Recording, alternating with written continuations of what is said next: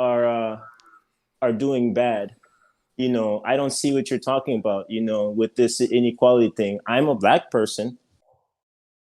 I'm a But black that person is more prone to being, financially stable, educated. Nope. You, you're not. So you're trying to take one thing and dismiss that within that society of those people having systemic Again, oppression as if that listen doesn't exist again, because you're coming from listen another again, country where you're where listen you're again. doing better. Listen again, right? Listen again, man. Systemic racism, right? Against a particular group of people X.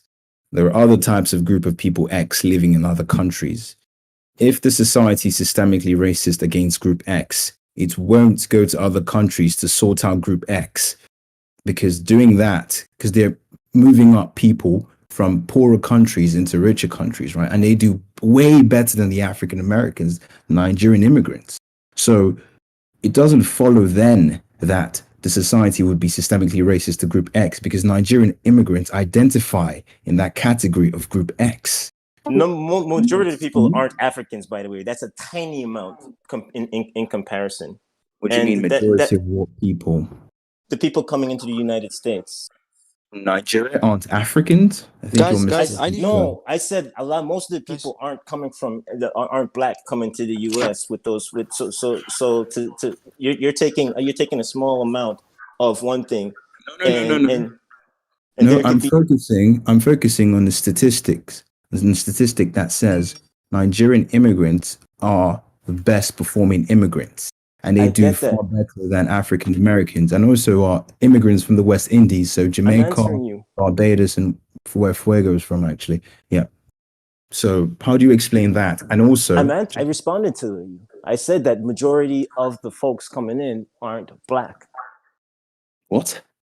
No, The majority, when you set that policy, people come from around the world. The portion of blacks that come in are small. majority are the majority is irrelevant, right? Because we're talking about a specific group of people, so we only have to focus on the group of people that identify. People manipulate people Oh to my try to God. act to try to paint that something doesn't exist. In regards to that like with group the of like with the people, Asians. Hold them on this point, though. Hold them on this point. Why do you think it Yeah, is nice? because what do you think it Why do you is? think that is? What do you think that is? Because you haven't explained it. It's a People- contradictory thing. If you hold that the idea of systemic racism, it'd be a contradictory position to hold with the facts. So why don't you agree with this, or why do you have contention with it?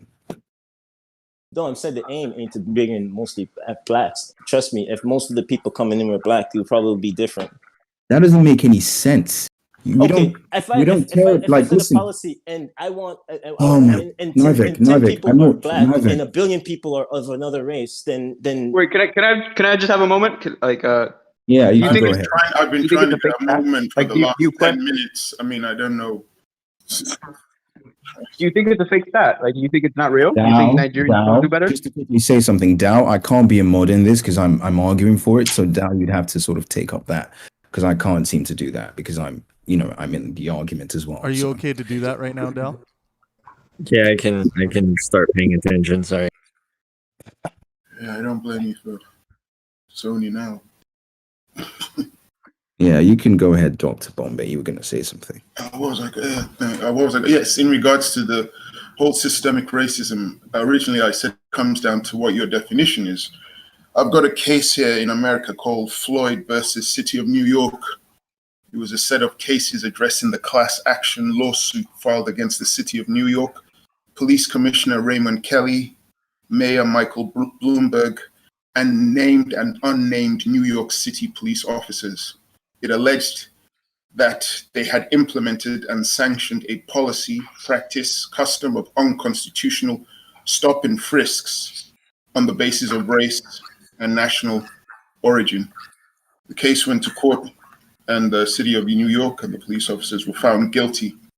Now, this comes down to the discussion of what exactly is systemic racism, because it was deemed that what they were doing was unconstitutional, but they were still implementing a policy of stopping, frisking people based on race. So when black people, I guess, in New York City would complain that the police were being racist, people could then say, well, there's no law So saying that would fall under there's the category of prejudice. okay. So then could we say that systemic prejudice exists instead of systemic racism? Could we say systemic prejudice exists? I Yes. mean,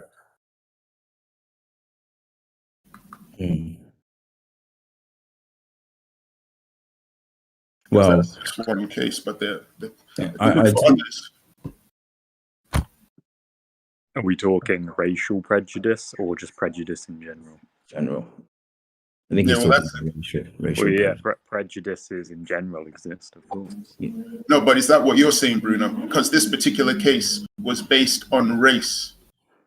What are you asking? Am I saying what? Because you said that the case that I gave, Floyd versus the city of New York, you said that wouldn't be like an example of systemic racism. You said it'd be prejudice. And I said, could you then say it was systemic prejudice? You see, with the word systemic,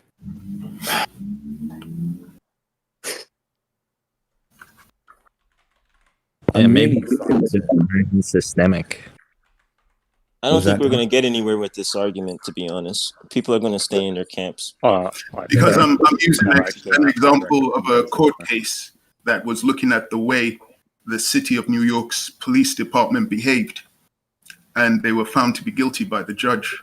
And this is the thing, to say it's systemic, then, because it's just the police department of New York. It's not the police department of every state. Well, this is why I asked, how many cases would you want before you would then say that would be arbitrary, and I can't tell you. I can't. I can't say. It's about the reason. Is the reason because someone at the top is ordering this police department to do this, or is it just that police department happens to have some racists at the bottom that work for them? So if it was a case that it was someone at the top, would that then, in your opinion, be an example of systemic prejudice or racism or whatever you want to call it? So I suppose so. Like, I would say, yeah, because it's just the Department of New York. And I'm not saying it hasn't happened before, but you need, like, it would need to be like redlining, that's for me, that's systemic racism. Right there. No arguments. So then right? What is this then, this case, the ruling, what is this in your opinion? What would you class it as? Since it's not systemic racism to you, why can't it be racism? So, this is what I'm trying to find out. I'm asking, what would this be called? It was deemed by the judge that the New York police department had acted on the basis of race, color, and origin to, implement a policy of unconstitutional stop and frisks. So, what would that be regarded as? What would we call that as? I mean, if you're really going to attack the fact, I think I'm just going to dive into this because I'm avoiding something.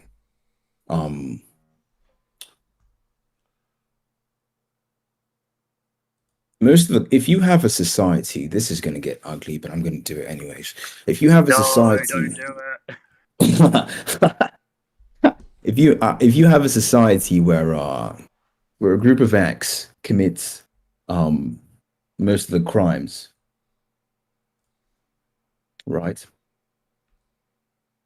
Mate, you might as well just press the N word now.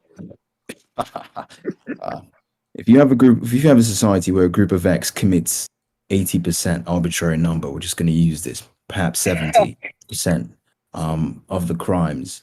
All right, let's construct a hypothetical. Yes, you own a store, right? And you started this store and you realize that 12-year-olds are stealing from you. And you put up a security guard, you put on CCTV cameras, and you realize that, the majority of theft has been undertaken by 12-year-olds. And so you develop a prejudice against 12-year-olds, right? So is it a terrible thing? Perhaps, because not every 12-year-old is a thief, but is it reasonable? Is there some truth in that? Maybe, right? So do we say that the owner of the store is systemically prejudiced against 12-year-olds? Perhaps, but is there reason to? Maybe, right?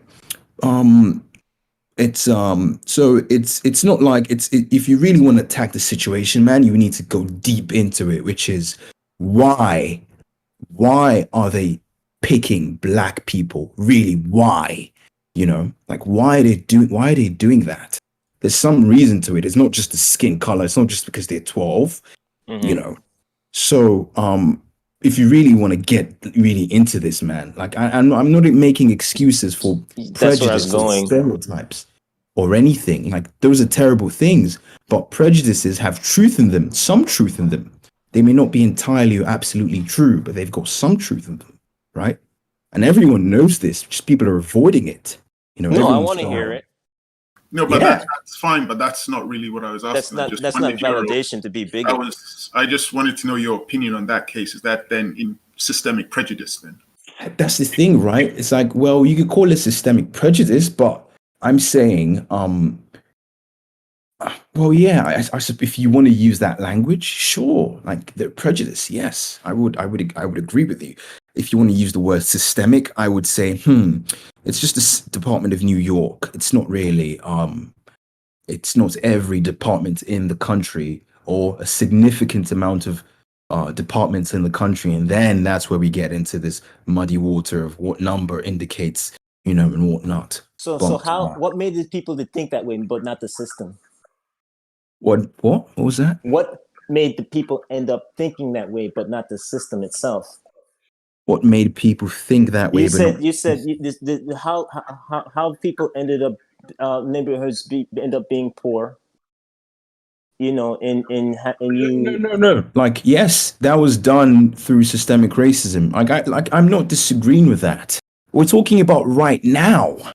I'm not talking about back then.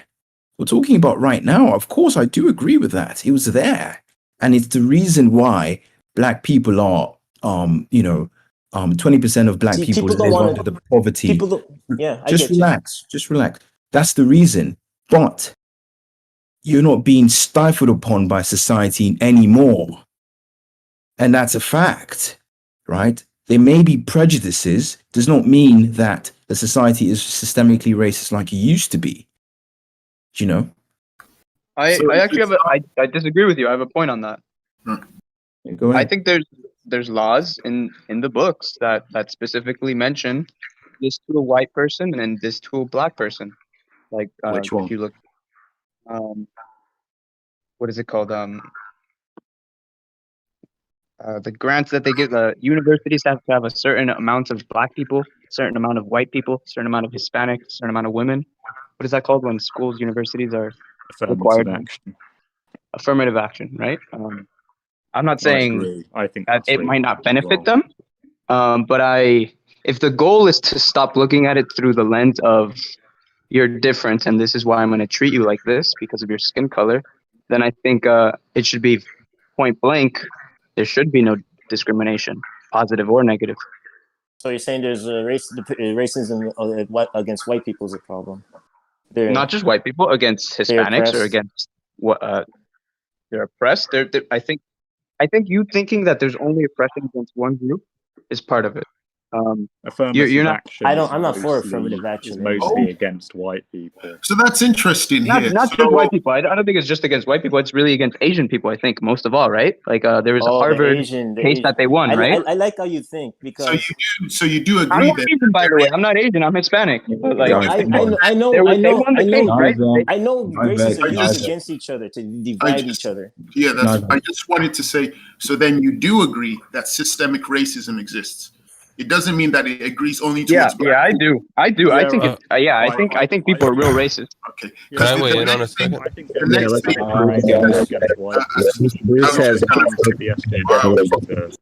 was just going to say that the next thing I was going to bring in was the fact that I've spoken to ethno-nationalists, English ethno-nationalists, far right, whatever you want to call them, and they tell me that they disagree that systemic racism exists against black people, but they wholeheartedly say that in their country, systemic racism against the white man exists. They talk about something called the Great Replacement, where they believe the government is implementing policies to suppress the white man and promote immigration to reduce the white race in the UK. One guy actually told me that an example of what he was saying, which was systemic racism against the white man, was that the Metropolitan Police has been told by the London mayor to recruit, to make sure that 40% of its recruits must be from the Black, Asian, and minority ethnic backgrounds. Yeah, we have. No, you call that systemic racism against the white man. They would call it That- inclusion and diversity. Can I weigh in for a second? We genuinely Yeah, Bruce, go ahead. That's what America's based off of: inclusion, diversity. So I'm curious now. Hang on a second. I'll grant you that I'm a racist, a terrible racist, and systemic racism exists. Now what? Well, you're the one of the few people here who's actually admitted to its existence. Now, but exactly. Now what, Dr. Bombay? Now what say you? By what standard will you measure the outcomes and the going forward policies? What changes now? Oh, what changes is that nothing changes is the point. You just want people to fall into your Kafka trap and then be labeled with a scarlet letter to then do nothing. So you can have your award and your medal that shows that you've proved everyone is racist with nothing to do after that. Do you actually know what my come point up is? come up with practical solutions and not painting everyone as racist, and then maybe your discussion will be worthy. Well, maybe. with all due respect, you're confusing me with somebody else. No, you're confusing him with someone else, Bruce. It's I think he's gone actually. I think it was Nivek and some. Oh, that might have been Nivek. I'm sorry, Bombay. Apologies. But even then, I would still say anyone that's looking for people to possibly admit that they are racist and racism and systemic racism exist, that's a non-starter of a question. It's ridiculous. Well, I mean, if a politician says he's racist, you're not going to elect him. Why not? If he's racist, but he's going to fix all of the other issues, who gives a shit? I disagree. Well, he won't get elected. I disagree. He will, though. Well, he did, and he got kicked out of office last election. Kicked out of office? You mean voted out illegal? That's not kicked out. He went through the voting process. When you say fix all the issues, that's not kicked out. He lost this election. This is becoming subjective, though. When you say fix all the issues, what issues are you talking about? When you say fix all the issues, that was the term you used. That can be seen as subjective. I mean, correct. Yeah. So when he's fixing all the issues, who is he exactly fixing it for? Is it a select group of people or a majority? It doesn't matter. See, we want to look at outcomes. We want to look at outcomes and what's observable and admissible in a court of law, and not some ethereal idea, systemic racism and racist bias that exist inherently in individuals. That has nothing to do with outcomes. Well, actually, the before you came in, I actually mentioned a court case in which Floyd versus City of New York, in which the judge ruled that the New York Police Department had been conducting and stopping frisks based on race. And I was asking people here if they would see that as an example of systemic. But when did that occur, and was there any measurable difference in the way that people were conducting themselves in the streets and crime at that time? Before Doctor responds, guys, you're encouraged to engage in the text chat on YouTube if you are at your computer and able to do so. I'll drop the YouTube link for this discussion in the hashtag Pangburn tab, just so you guys have it. But let's get the text chat going there, because only a few people can be talking at once. So yeah, let's get it going. Yeah, just a quick point. I think the fact that the system held the police force accountable, that there was a group of people, the law, the lawyers, and whoever had to litigate and all that stuff, held them accountable. I think that's the point, that it's not systemic racism. It's probably people being racist, and the system is holding them accountable. Yeah, because otherwise, people push I think systemic racism would be the opposite. I think systemic racism would be when the system and everybody that's in it inherently falls in line and thinks it's correct to do this racist thing. Because people push for that to be that way, for it to be that way. In regards to that case, the ruling, I believe, came out in 2013. Apparently, it was a 14-year case, 14 years of litigation. From what I'm looking at, it took 14 before it finally came to its conclusion. I wonder what was happening those 14 years. Yeah, well, that's a lot of time. A lot of time. So I'm thinking, if somebody had been complaining about systemic racism before those 14 years, would it be okay to accept what they were saying, or just think that they were being, paranoid? Well, I don't think you should not question paranoia. I think often it has a point. I think, but I think it's clear when people are being racist and when they're not. I think you're mistaking. I think we have a difference in definition. I don't think people that are without intention making a difference between black and white are being racist. I think racist people think about the skin color and they're like, these people are worse than me, and my skin color is better than theirs. That is what I think what race. But that it's actually predicated on the notion of superiority. It's not even about the skin color. It just so happens that that's why I asked that question. black and well, white. that causes Like, a bit you of guys, confusion. Not with you, Like, Bruno. That causes confusion with what Jay Docio said, though, because he believes there is systemic racism. One of the that's examples confusing, actually. Yeah. one of the examples he gave was with the university, where universities were he complained about affirmative action. So he has admitted that he does believe in systemic racism, but the explanation he gave of it kind of, I don't know, that's confusing to me. That it was against whites and other races, not blacks. Yeah, like clearly there is a point that they're like, well, we want these amounts of these people with this race and this certain amount with this race, and it should match a certain kind of. You see, I actually got into this issue because that's the divide and conquer. Don't you think it's diversity and inclusion? It's like the movement of women into STEM, which I think it's silly. Yeah, I was about to say that. I'm in physics. Yeah, the DIE, diversity, inclusion, and equity. DIE, it'll kill itself. Yeah. That's really what that means. Yeah. Really? You don't believe in that? I don't think you can force No, I don't diversity. believe in that. Not based on that alone. That's ridiculous. That's what America was based on, of, because everybody. No, it wasn't, you moron. It was based on opportunity, not equity. You're an idiot. Everybody they didn't care what races they were. Everybody was diverse.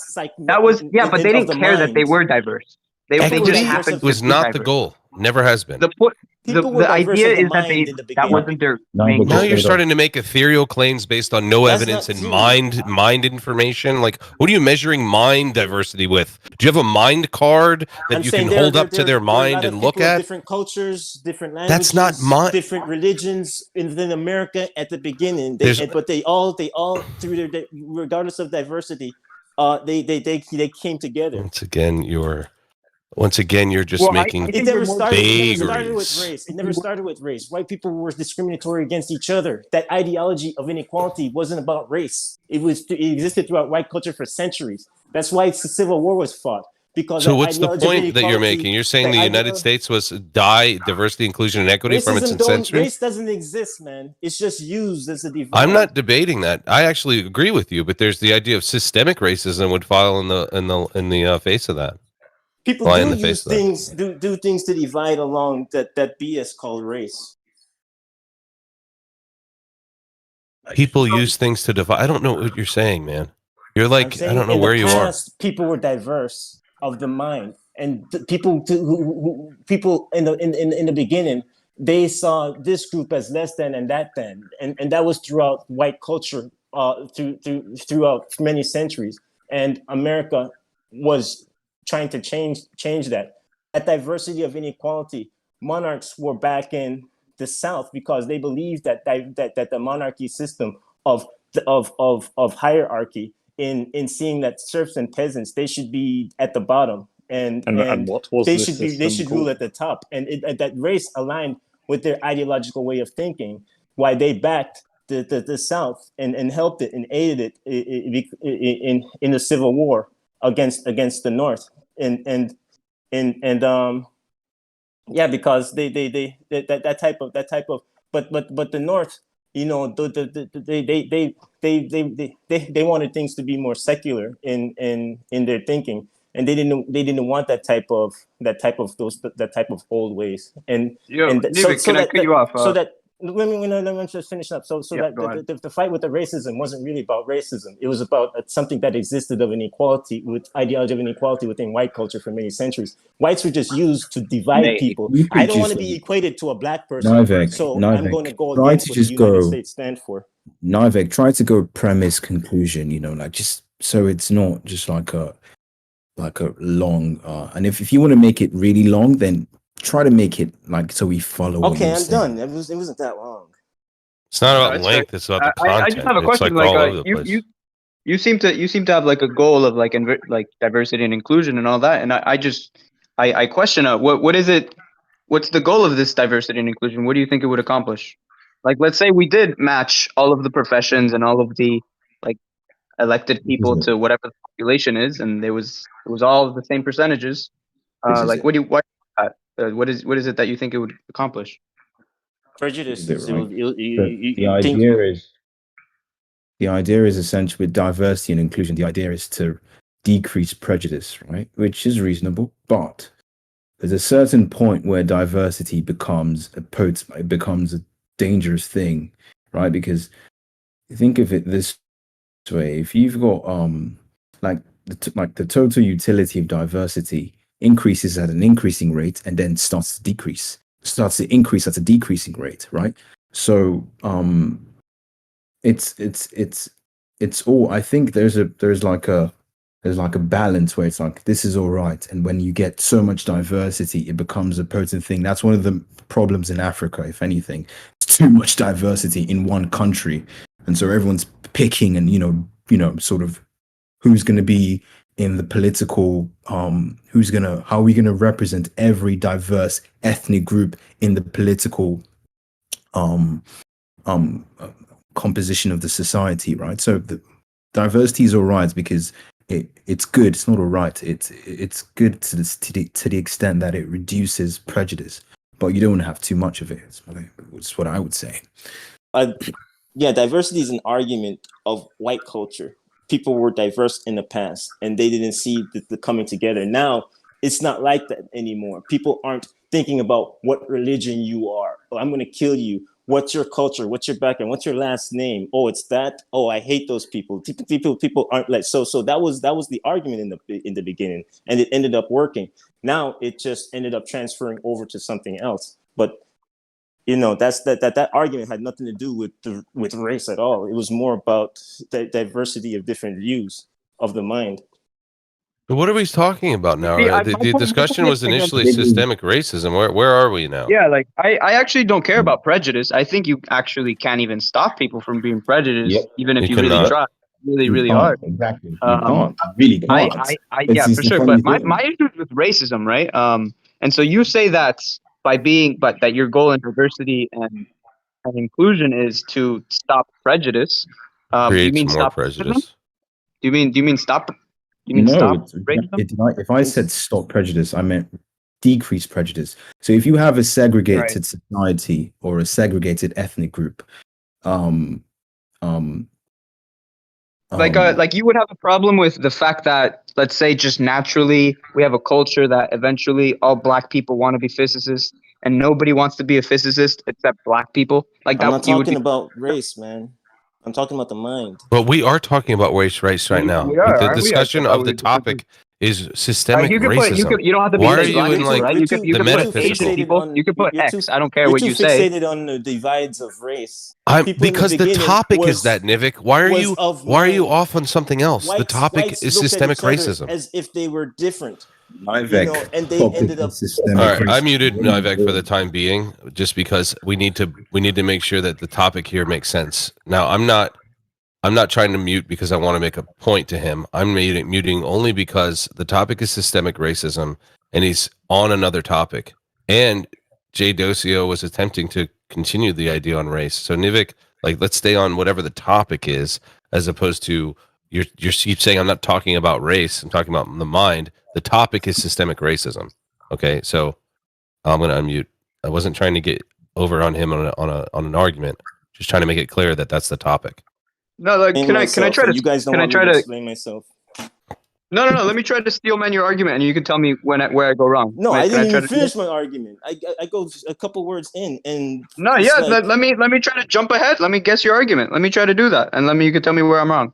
Yeah. All right. I think you think that somehow inherently our culture has through like how we raise people and how we go to school and how we hold our capitalist culture and like how we go to jobs and how like the way that we have set out everything and organized everything has in some way like kept one group of people down. It's kind of like given one people the short stick, and it's kind of built that in to people's mind so that even that group of people thinks that they're inferior and that they're kind of the ones left out and they're kind of the ones that can't make it because maybe a genetic reason or a social reason or a past reason or a combination of all of those, and that somehow everyone has that ingrained, even if they don't admit it, even if they're not acting it out on purpose.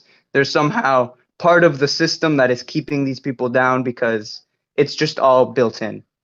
And you kind of want to separate and destroy that system, or maybe build it from a different point of origin so as to not have that prejudice or not have that inherent looking at these group of people as lower or inferior in some way. Did I say something wrong there? No, what I was saying is that the perception of the mind, people of the same race looked at each other as if they were different. They had the same mindset of diversity in it being bad in the past. Is the same argument that we're having now. Tribal. Yeah, so people thought differently in the past, and that type of mindset is connected with the inequality of race. It just transferred into race, because this was within the culture for a long time, and race had nothing to do with it. But you can see the aligning connection with it, and the same type of arguments that we're having now is what was had in the past, and people looking down on others and thinking that it's crazy to have this group or that group be race had people nothing. People just were diverse in many different ways, and they were. I don't know what you mean. But they were of the same what do you race. mean by some of them, it didn't have to do with race? Like Yeah, how, if that's not just with the race, main with one, you mean like socioeconomic before, like some feudal system, like separation? What do you mean by that? like this thing called race, you know what I mean? It's a divide. It's like it's just used as a divide. Just like people that had different types who were different in the past, they were divided culturally, and that's how things were before. It was divided along religion. It was divided along what No, country you I came disagree from, with you there. and I think it's always been divided by race. I don't think we ever were like, we never looked at black people and white people and thought that we were the same. And by the way, we are different. Black people and white people are different. Like, I think the line between black people and white people is blurrier than people think. And by that logic, there's not a race, quote unquote, but there's certainly differences between Asians and white people and like Indians and, like Aboriginal Australians and all I'm making a different connection. sects of people. I'm making a connection of the divide among people, of folks within a certain culture. I mean, of a race in the past, that those divides were looked at the same way. They existed. Sure, no, I completely agree they existed, but you think that today we built them into the system and that we're being systemically, racist towards one group? You think that's what I think what the topic is here? But you believe that it happened in the past. That's what I believe we are, but I happen to believe we're systemically racist against the opposite group that I think Nivik thinks. Which I find people whites oppress each other in the past.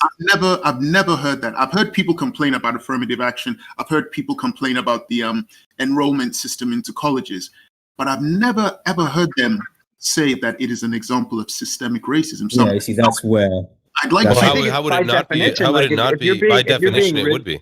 If you're going to be semantic, pedantic about the definition of race and what the system is, a policy by the system that affects a race in some way negatively, which could be the case as far as affirmative action goes, that would be determined. Wait, hold on a minute. There's a few other examples. So then, Bruce, I have a few other examples too. Wait, hold on. I don't disagree with what you're saying, Joey Docio. So, Bruce, are you now saying that you now agree that systemic racism exists? But it exists. As far as it existing, no, I'm not saying that it exists. And even if I agree that it exists, I still don't see where you go from there. That's my point. Is to paint somebody with a scarlet letter doesn't do anything. Does nothing Policy-wise. You've done. See, now we're getting to brass tacks, and now you're getting down to policy, and then you have to propose policy that is not racist. Go. You can't do it. You can't. Before we go there, I think the start of the thing was, did people actually acknowledge its existence, or was it just paranoid rubbish? And that was what was going on for more than 20 minutes. Some people were saying, yes, it did exist. Others were saying, no, it didn't. Some people were trying to find out, how do you define it? What would you? So before we move on to what you're saying, Bruce, which makes sense, I think people have to first acknowledge Is it just a myth, or is it? I'm granting that it exists because it doesn't matter if you say it does or does not. Because once you grant that it exists, when we get down to brass tacks, you are racist in your initial proposals, typically. So And how did society that is the change point. if it never mattered to where Society we are now? changes. Society changes with hearts and minds, not with guns and boots. You understand? No, I'm just saying, like, we acknowledged racism in the past and approached it in the past, and society changed afterwards. No, it didn't. With the civil rights movement. But it didn't. And Jim Crow. But it didn't. Yes, we're less racist now. Wait a second. We're less racist because of government or because of people? Well, less who's we? Because people Exactly. acknowledge the problem. Who are we? Who's we? Like, The whole I don't- country. Racism would is just say- pivoted, Nivik. It's not less or I would- more. It's just in a different I would location. say, like, I'm getting a phone call. I would say, I think it's a myth, systemic racism. I would grant that it did exist in the past. Yeah, that's my position, and I've sort of explained that, so I don't want to go over that again. But you do agree, or you're on the fence about systemic prejudice. What's your opinion on that? Systemic, like, see, that's where you start twisting words. Systemic prejudice. It's like you're extrapolating from the New York law. No, if I'm honest, Bruno, sorry, I didn't mean to cut you off. If I'm honest, I didn't even bring prejudice into this discussion. When I brought up that case, I was told that's not racism, that's prejudice. So I was like, okay, I'll go with what whoever's saying. Okay, that's prejudice. I did say that was prejudice, yeah. Yeah. So then I'm like, okay, so does that mean that it's systemic prejudice? Or what would we classify that whole situation with the court case Floyd versus New York City? What is that an example of? Because it was the New York Police Department that was found guilty. That's part of an institution, right? Like, this is the thing, and Joe Dozier brought it up. It would be contradictory if the same system that is systemically racist against prejudice against Floyd would be fighting back its prejudice, right? Because if it was systemically, I think is what we should focus on.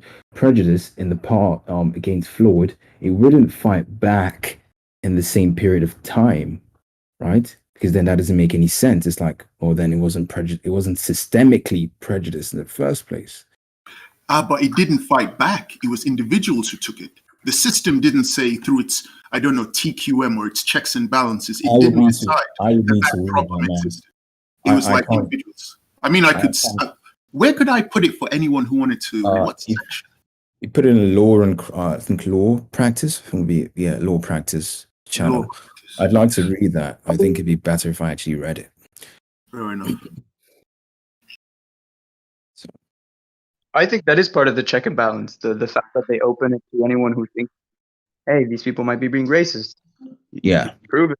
Oh, no. But it was individuals. It took them 14 years. So there was a lot of pushback from the system against them. So there's acknowledgement of racism in the past, but that culture just disappeared.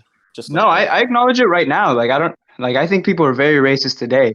I think not nearly as much as you think, probably, but I think they're racist. They're racist, of course. That's not the argument. Like, the argument is the state. Yeah, like you think because there is. Yeah. You think people just don't hold on, want He thinks it's everyone. He thinks people are trying to be racist are racist. This is very important. You think that because we're saying, or I'm saying, that there isn't systemic racism, hence there are no racists. That's what you're thinking. But that would be a fallacy, because I do believe there are racists, but I don't care about that. We're talking about the system. If it's you can't have one without the other. That's the problem. Yeah, you can. Yes, you can. Here's the point that I would like to make. If people are inherently racist, that it's not possible to change that, then you do not place people in positions of power where they could lord their racism over you. So the issue is not people, it is the state. Do you understand? So putting people that are racist, so here's the thing: power corrupts, and absolute power corrupts absolutely. And so to place racist people in positions of power would be an issue. So then you're always going to have that. So here's the issue. Here's the solution: stop giving the state so much power over your life. That is how that works. You can't have your cake and eat it too. You can't have racist individuals then somehow come together and have a benevolent state. Yeah, if by that logic, then you're being a racist, right? You're So as you're much saying of a the state's racist as the I am. cause. The state's the I'm not cause. saying I'm not racist. I'll admit to it regardless. I'll No, say I that don't. I have a bias You're Fuck in saying, you. I'm whenever not I racist. operate in all right, any so in you're any saying the period. state's is the cause. The state is the cause. It's how they wield power. No, Yeah, I but think the that's state you is just run trying to by push your people. agenda. Honestly, I think that's an agenda push. Okay. My agenda? I'm saying no agenda. I'm not pushing an agenda. I'm saying stop with the Okay, agenda. I think okay. you So really you're are. I saying think you are. the state is the cause through the manipulation of race. Burden of proof's on you. But the fact that you want less So you're state saying the power state is the an cause agenda. through the That is manipulation an of agenda race. in itself. Attack on the state, reduction of the state's power, that is an agenda, a political agenda. No. No. See, reducing the corruption that Smaller exists is government. not Come the on, agenda. that's as old as it gets. So you're saying the state's the cause through the manipulation of race. No, I'm saying the state is the cause due to bankrupt individuals. Nivek, I think the key issue here is that you think prejudice equates racism. And as long as you think that, like, we will always disagree, right? Like, you have to Google both of those definitions and come to terms with why you think they're the same or why you think they're different. Well, you could admit I think a lot of Googling the people definition today and Googling the definition in 10 years, I mean, you can see the idea of racism has pivoted in the minds of those social justice woke. No, but you can say whatever word means whatever you want it, right? Like, words are a that's tool. a path to nowhere. I differentiate prejudice. That's what I'm saying. I just hope, Nivek, that you're not constructing words in such a way so as to avoid an idea, right? I could differentiate a idea person is being prejudiced and somebody being racist. All right, let's look at this. Let's look at this. Let's look at this. How about this? Say you have a non-racist, right? Using a heuristic that produces prejudice, and you have a racist using the same heuristic that produces prejudice. Does that mean the heuristic itself is prejudice? Because if you think that the heuristic itself is prejudice, then it would spread on, and you can come to the conclusion that the non-racist is a racist, right? Wait, did I say heuristic prejudice? I mean, if you think the heuristic is racist, then it follows that the non-racist heuristic is racist. mean again? Heuristics are like the methods, the methods that by which people, by the ways in which people learn. They're like really like quick I'll always methods cross the of street doing when there's a black guy on the left or something. Or Asians like are really that. good at math. That's a yeah, heuristic. stuff like that. Like Stuff like that. Like I'm not racist, but I'll cross the street. Like I don't think that they're inferior to me. Not at all. I think the issue is with this is actually the key. This is actually the key. The idea of the individual, right? This is when it clicked for me. Because I used to be racist until I realized this idea. Which is if the person in front of you, which you don't know and you don't know them, right? If you're evaluating them and you're putting them in this group in your mind that is Asian, black guy, white guy, whatever it might be, and you're basing your actions based on that, you're failing to see what is actually in front of you, right? And the ways in which that person might actually challenge that thing that you consider him in a box of, right? And I read a book. I don't remember the name of it. It was like by Malcolm Gladwell. He makes he like interviewed this like a car dealer, and it was like a famous car dealer because he would sell like a lot of cars, more than like a normal person would sell a car. He would sell like 3 times more cars than like the normal person would sell cars. And he interviewed him, and he found out that most car dealers, they're trying to like sell you a car. Is when that they the go up to Talking you. with Strangers book by Malcolm Gladwell? Yeah, it's that one. Yeah, I know what you're talking about. He realized that most dealers will have prejudice. They're like, oh, this guy's young, he's not gonna buy a car, or oh, this guy looks wealthy, he's gonna definitely buy a car. And they would change how they would act and how they would sell. Of course, it's based called code on their switching. heuristics. For sure. Yeah, it's called but code switching. We do it all the time. This guy realized he was doing it and stopped. He said, fuck it, I'm gonna just deal each one as if they were an already made sale. And by just acting that way, he sold 3 times more cars in the same amount of time as any dealer next to him. Really? That's what you learn. You can look it in the book. Malcolm Gladwell. What did you say it was called? Talking with Strangers. Talking with Strangers. Yeah, that's the one. So wait, he eradicated his prejudice and he sold more vehicles. Is that what you're saying? He approached all of the sales the same way. Yeah. And he realized that, which is a capitalistic, but that's a capitalistic endeavor. Like that's how we treat business. That's how it works typically.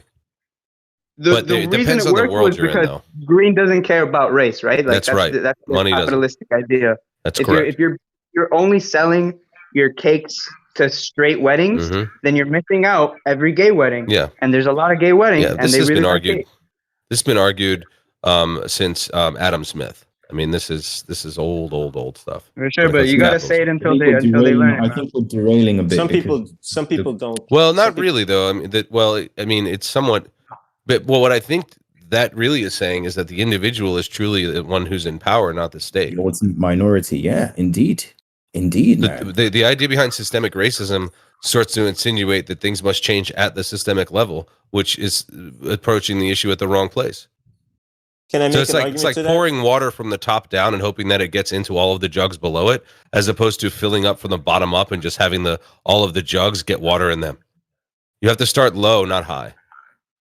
But how Go ahead. So what are you telling me is that a person that believes society should be structured a certain way because they're openly racist, they're going to still elect a person of another race because they think that they'll do better?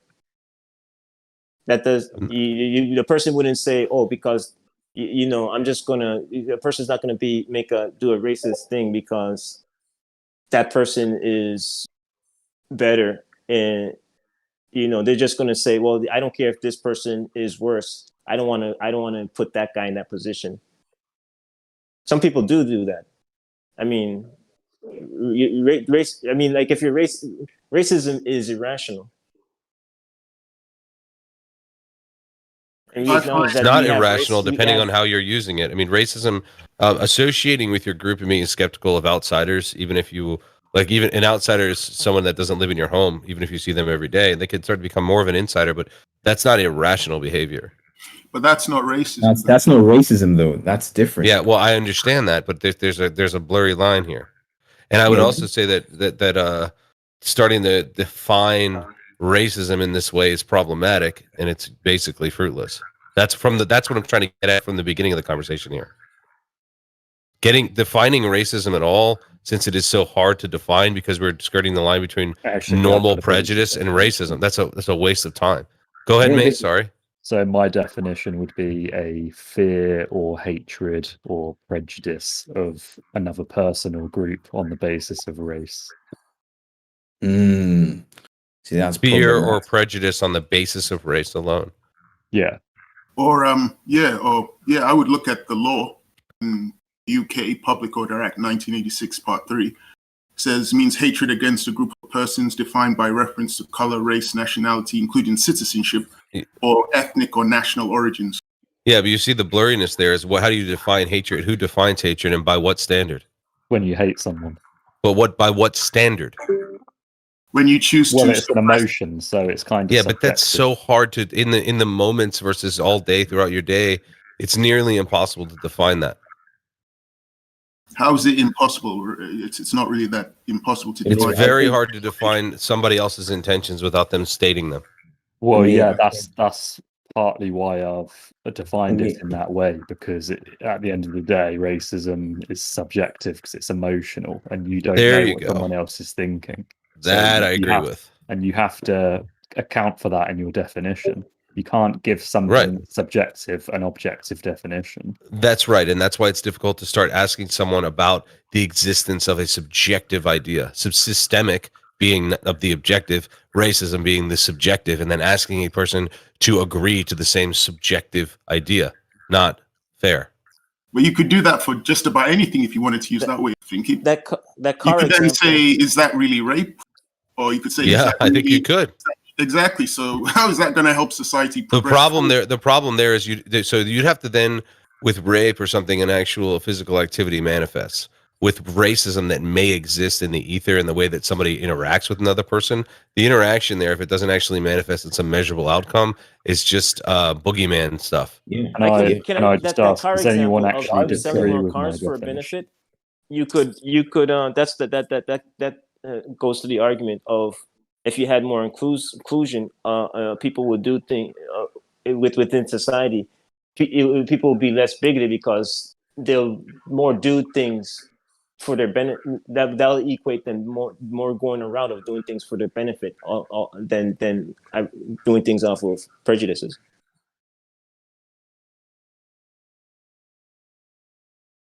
Can I go back and bring us to affirmative action? I want to ask, do you guys think that it's possible for a systemic racist policy to be good? Because I think, like, at the moment, I've been kind of flip-flopped. I came into this thinking that I didn't believe systemic racism exists. And now I could see myself calling, redlining, which I wasn't aware of, and the whole Floyd versus New York thing, which I wasn't aware of. And gerrymandering, and I could call affirmative action a systemic racist policy. But if we look into the past systemic racism that occurred to these specific racial groups and the fact that they were forced into these areas, could you say that this sort of systemic racism, as long as it's temporary, could be a benefit for society? Yeah, I would say no. You're fighting systemic racism with racism, and that's a real problem.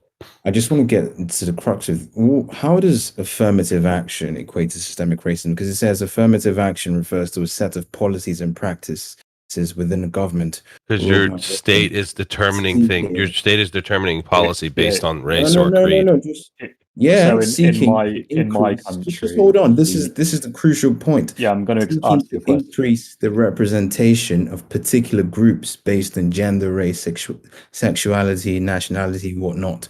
So it's in which they are underrepresented. So it doesn't matter. Underrepresented or representation is not.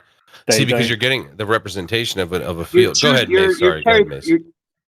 No, that's so. If you have, can I answer your question? Mace. In my country, the government is actually enacting affirmative action in public sector jobs, which is where they basically have jobs that are only available to people on the basis of race. Right. Or they have programs which allow you to apply for a promotion on the basis of race. That is by definition racist and by definition systemic, because it's a government system. Yeah, but they would call that diversity and inclusion. Yeah, it's racist. Of course, that's what they call it. What does the name matter? What does the name matter? What you want to call it. You might even say it's a good thing. That's fine. But you have, if you say it's a good thing, then you have to be in favor of racism in that case. Well, not really. No, for me, I would say if you're going to say like it's systemically racist, Bruno, can I have a? I think you agree racism is you thinking that a race is beneath yours or less good than yours somehow, and you're somehow better. I would say racism, like if you're going to call someone racist, I would say the primary motivation is superiority to that race, and then you can have hatred, bigotry. I think they're thinking that they're superior. I think if you think that you're superior because of like some genetic reason or whatever reason you might think, or maybe a systemic reason in the past or a historical reason, I think if you think you're superior just inherently, which I don't think you are, I think you're being real cocky when you say that. In fact, I think you're being racist when you say that, right? Exactly. I think affirmative action is literally politicians having decided that blacks and certain Hispanics and females and maybe LGBTQ or some groups of people that they deem viable have somehow not been able to make it to the standards that they want to, quote unquote inferior, I would say, and need some help. And here's some help in hand. We got you with we'll guarantee you a ticket into this university or into this job. I don't like affirmative action. And if you look into the details of it, I don't like it either. But it's systemic racism. You don't think that's systemically racist right there when they're choosing specifically because of the race? You have to look at the motivation behind it. No, the motivation. No, who gives a fuck about the motivation? Who gives a have you read the arguments for racism? But like in 1792, like they had some really good arguments, my friend, that like made sense and that they were good. Like the black people were down. Like a lot of slaves were very down to be slaves. I'm not saying it's necessarily bad. That's the sickening part of this argument, right? That's why no one wants to have it.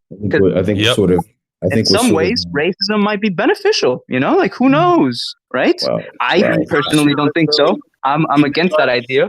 But in some ways, I'm looking at how it can be beneficial. Wait, so can I want to get into that. I think affirmative action is you trying to make racism beneficial. You thinking that this inferior group of people could do better if you gave them a helping hand because you're so much better, right?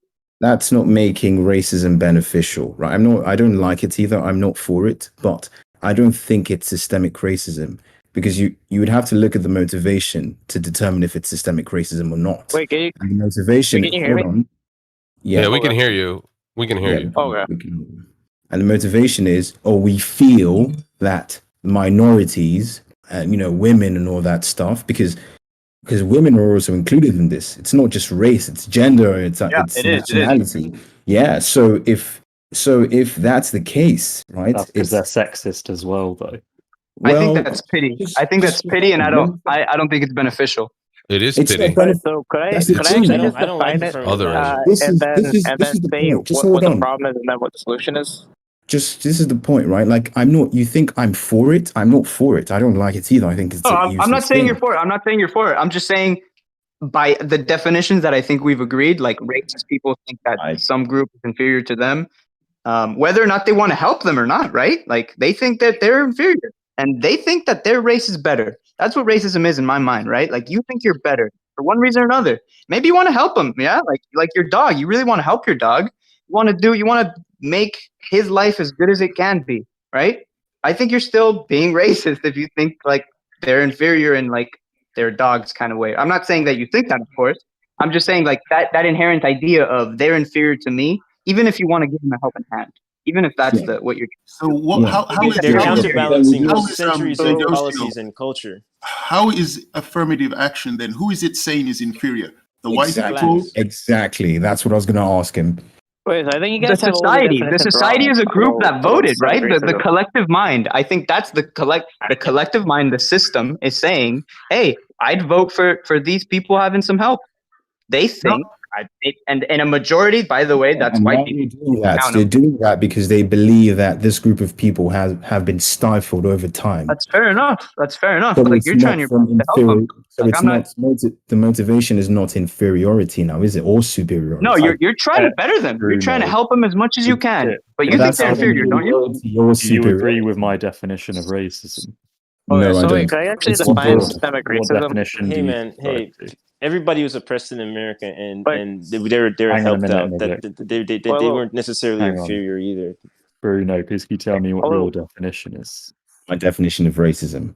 Yeah. I would say I think I'm going to define a racist, and then you can get the idea of racism. Okay. I would say a racist is a person who thinks that his in this case, I don't want to be too specific. Wait, can you Just hear me? hold on. I'm getting there. I would say Armstrong is a racist. I would say a racist is the person who believes that his race is inherently superior and better for whatever reasons, irrelevant, better than a particular or more races, and hence he is superior, right? And then if you have hatred come out of that, prejudice come out of that, I think those are secondary traits of racism. I think the inherent trait of racism is, hey man, I think I'm better than you because of my race, and blah blah blah. So would this be an accurate definition from your point of view? And a superiority complex on the basis of race. Wait, can I define that systemic racism? Wait, can you hear me? Would that be a good steel man? Yeah, I hear you. I would say yeah. Oh, okay. Wait, I don't know. I feel like I can I don't know. So what like, about if someone thinks their own race is inferior? That's an entirely different thing. You don't think they're racist? Yeah. Yeah, they Do would I be think they're racist. racist if they think their race is inferior? Yeah, They're racist against their own so- race. Yeah. So we have It this could be. trend in South Africa, Bruno, because of our long history of apartheid. One of the tenets of apartheid was black people were only educated up to the 8th grade. This made them, even though they might be intelligent, functionally made them far less intelligent than the rest of educated society. As a result, when freedom was given to everyone in South Africa in 1994, many black businesses opened up, and those black businesses chose to specifically do business with white businesses as their preferred service provider. They did this because in their mind, black people couldn't run businesses and white people knew what they were doing, and they wanted quality service provided to their business, so they contracted it out to white people because from their own black perspective, their own race was inferior. Did you think they did it because they just happened to be white No, in being better, or because they were white and no, genetically in being no, superior? no. You It actually happened because of social engineering from apartheid. White people were afforded education up to university grade. Some black people, but only the like rich, wealthy kids and tribal chieftains and all that. But for the most part, the majority of black people in South Africa were only educated up to the 8th grade, specifically to keep them in the lower classes. That makes sense because it was, as you pointed out, historically it was a deliberate attempt of social engineering. So it would explain why later on those black businesses thought the way they did because of the legacy of that social engineering. They had people in the past who oppressors were cool with what they were doing to them because that's all they knew. They were conditioned that way. If I could proffer a definition for racism that is applicable and consistent to all the cases where you think you might find racism, because I think, Bruno, your definition of superiority complex is insufficient and lacks consistency across the board, where we do find terms of racism that don't necessarily meet your definition. So racism for me is, it's just base prejudice, and all it is base prejudice along skin color lines. And that is to say, I experience one stupid black person, and then I prejudicially expand that out to all black people and say all black people are stupid. Or I have one interaction with a smart black person, and then I infer that to the rest. So what racism is taking an individual experience and using a completely useless term like skin color that has no correlation or causal relation to any behavioral characteristics, using that as if it has causal relation to behavioral characteristics. So if you see one black person doing a thing and then you infer that all black people do that, you are now being racist. Similarly, so swap out No, black, that's white, heuristic. whatever it is. Can I say one thing in regards to that? Can I make one comment real quick? I have a question people also. I don't think you guys don't know what systemic racism is, so that's like what it is. Can I respond to that comment? By the way, that's heuristics. That's not racism, right? I don't know if Travis. You guys don't know what systemic racism is. Just hold on a second. Hang on, you're coming to this late. We've been defining it for a little bit. So Nivik, go, and then who was after that? Grim. Too. Yeah, I want to Nivik go first. Let me go after. Let me go after whoever's finished. Nivik, then Grim, then J Docio. What, can you hear me?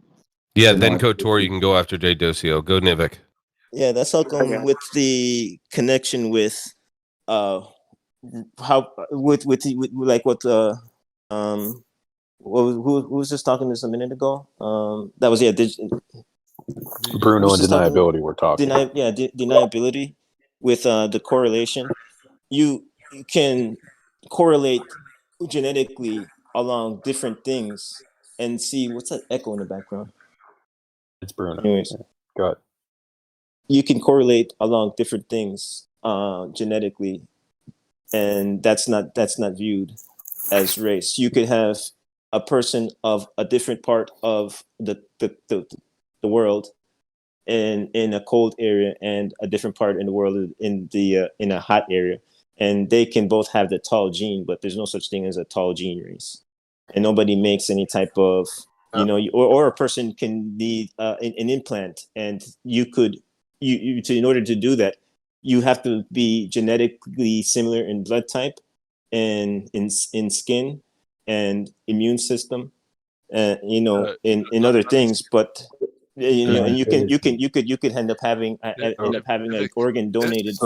Nivik, let's just shortcut this. I accept there are causal relations between genes and behavioral characteristics and life experiences, but what I was specifically saying is there are no causal correlational. I'm agreeing with you between the genes that give rise to race and the genes that give rise to behavioral characteristics. So All right. my So then definition, after, yeah, Graham, my you go. definition wouldn't my definition wouldn't be skin color at all. So my definition of racism is simply put discrimination towards an ethnic group. Like it's that pretty simple. So it could be the same way people like Jewish people have the same white skin as I do, right?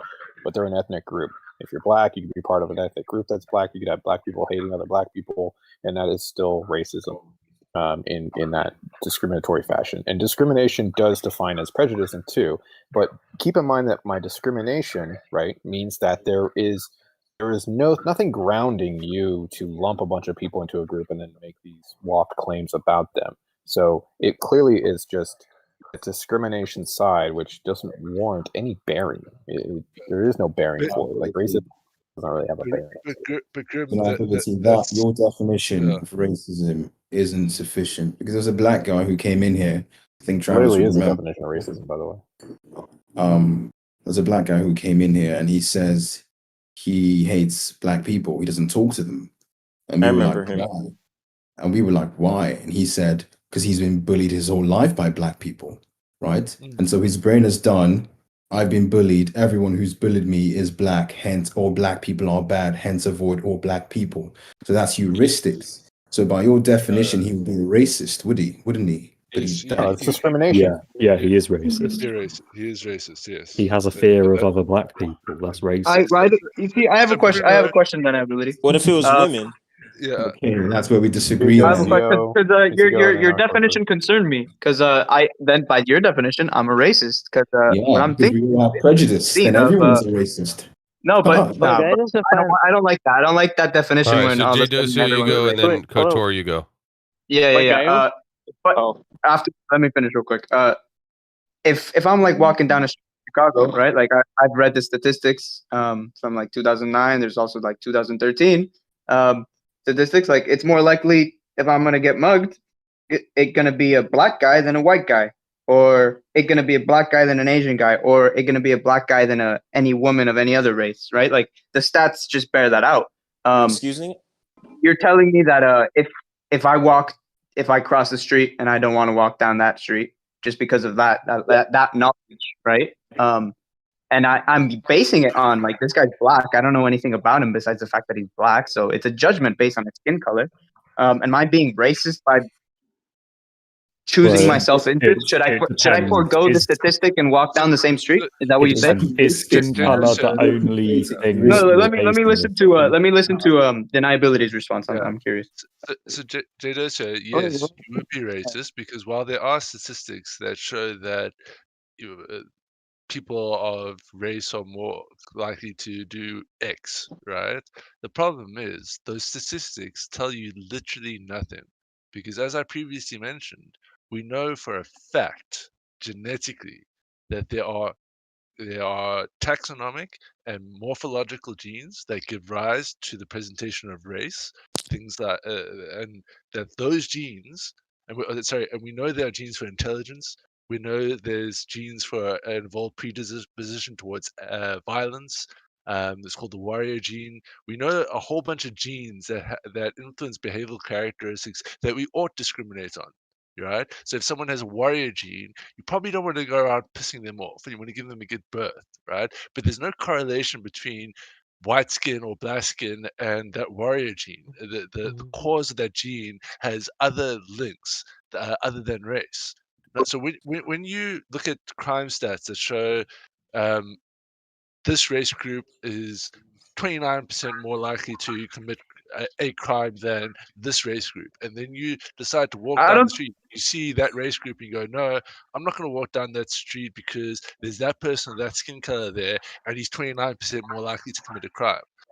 The problem with those stats, right, is unless you can show me how there's some way to link behavioral characteristics to skin color, those stats are telling you nothing. They may as well tell you that,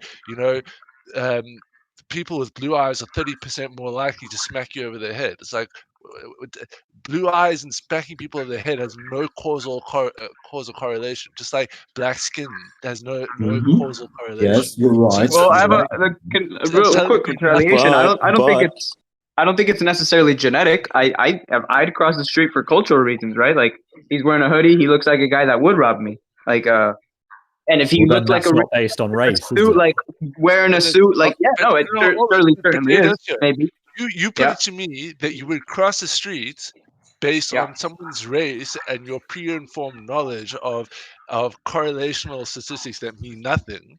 And what I'd say is you were unfairly discriminating against that race group, and you are being racist.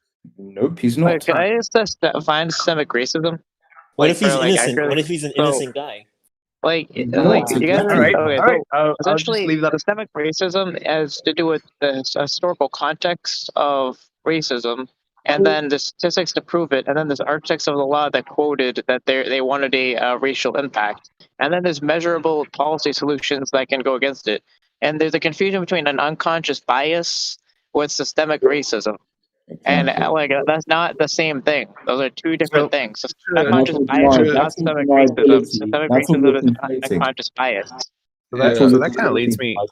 That kind of leads me into. If anything, all the policies that counter systemic racism are enhanced Fourth Amendment rights for everyone. Many of them, like broken window. Yeah. The problem with what you just mentioned is you just described social racism, not systemic racism. Systemic racism refers to racism stemming from the system. When you're talking about that, you're talking about laws, you're talking about government policy. You're not talking about individual actors. Policies.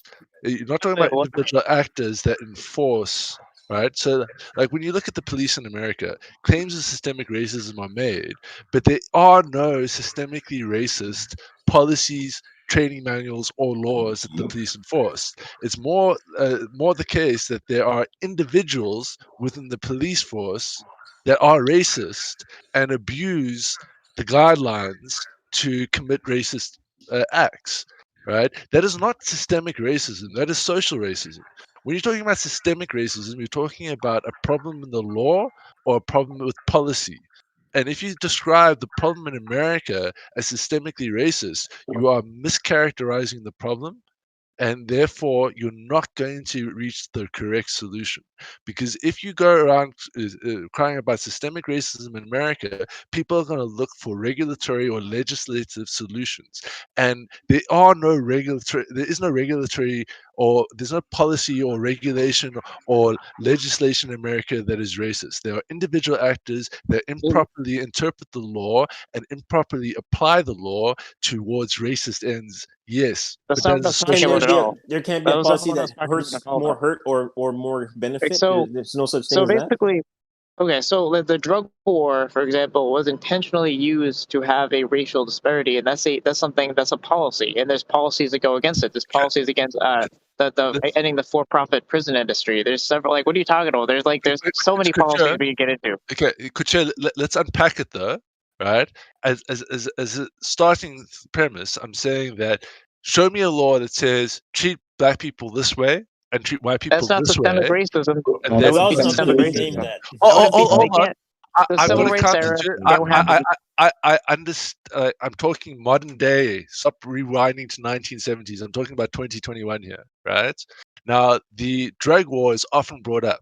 Now, to prove that those laws in and of themselves are racist, you do not merely need the intent, right? I understand the people that put the laws into place did it from a perspective of intent, but to describe the actual law as racist, you need to be racist yourself, right? So what you need to do is you need to what people go is that they say, oh, here's a study that shows that black people in America are 29% more likely to smoke weed. So making weed illegal is therefore a policy that focuses on black people. And no, you would look at the fact that they use drugs at the exact same amount, and then they get punished way more disproportionately. That's what you would look at. That's not racist to say that they just get punished more disproportionately, but do the exact same, do whatever at the exact same rate.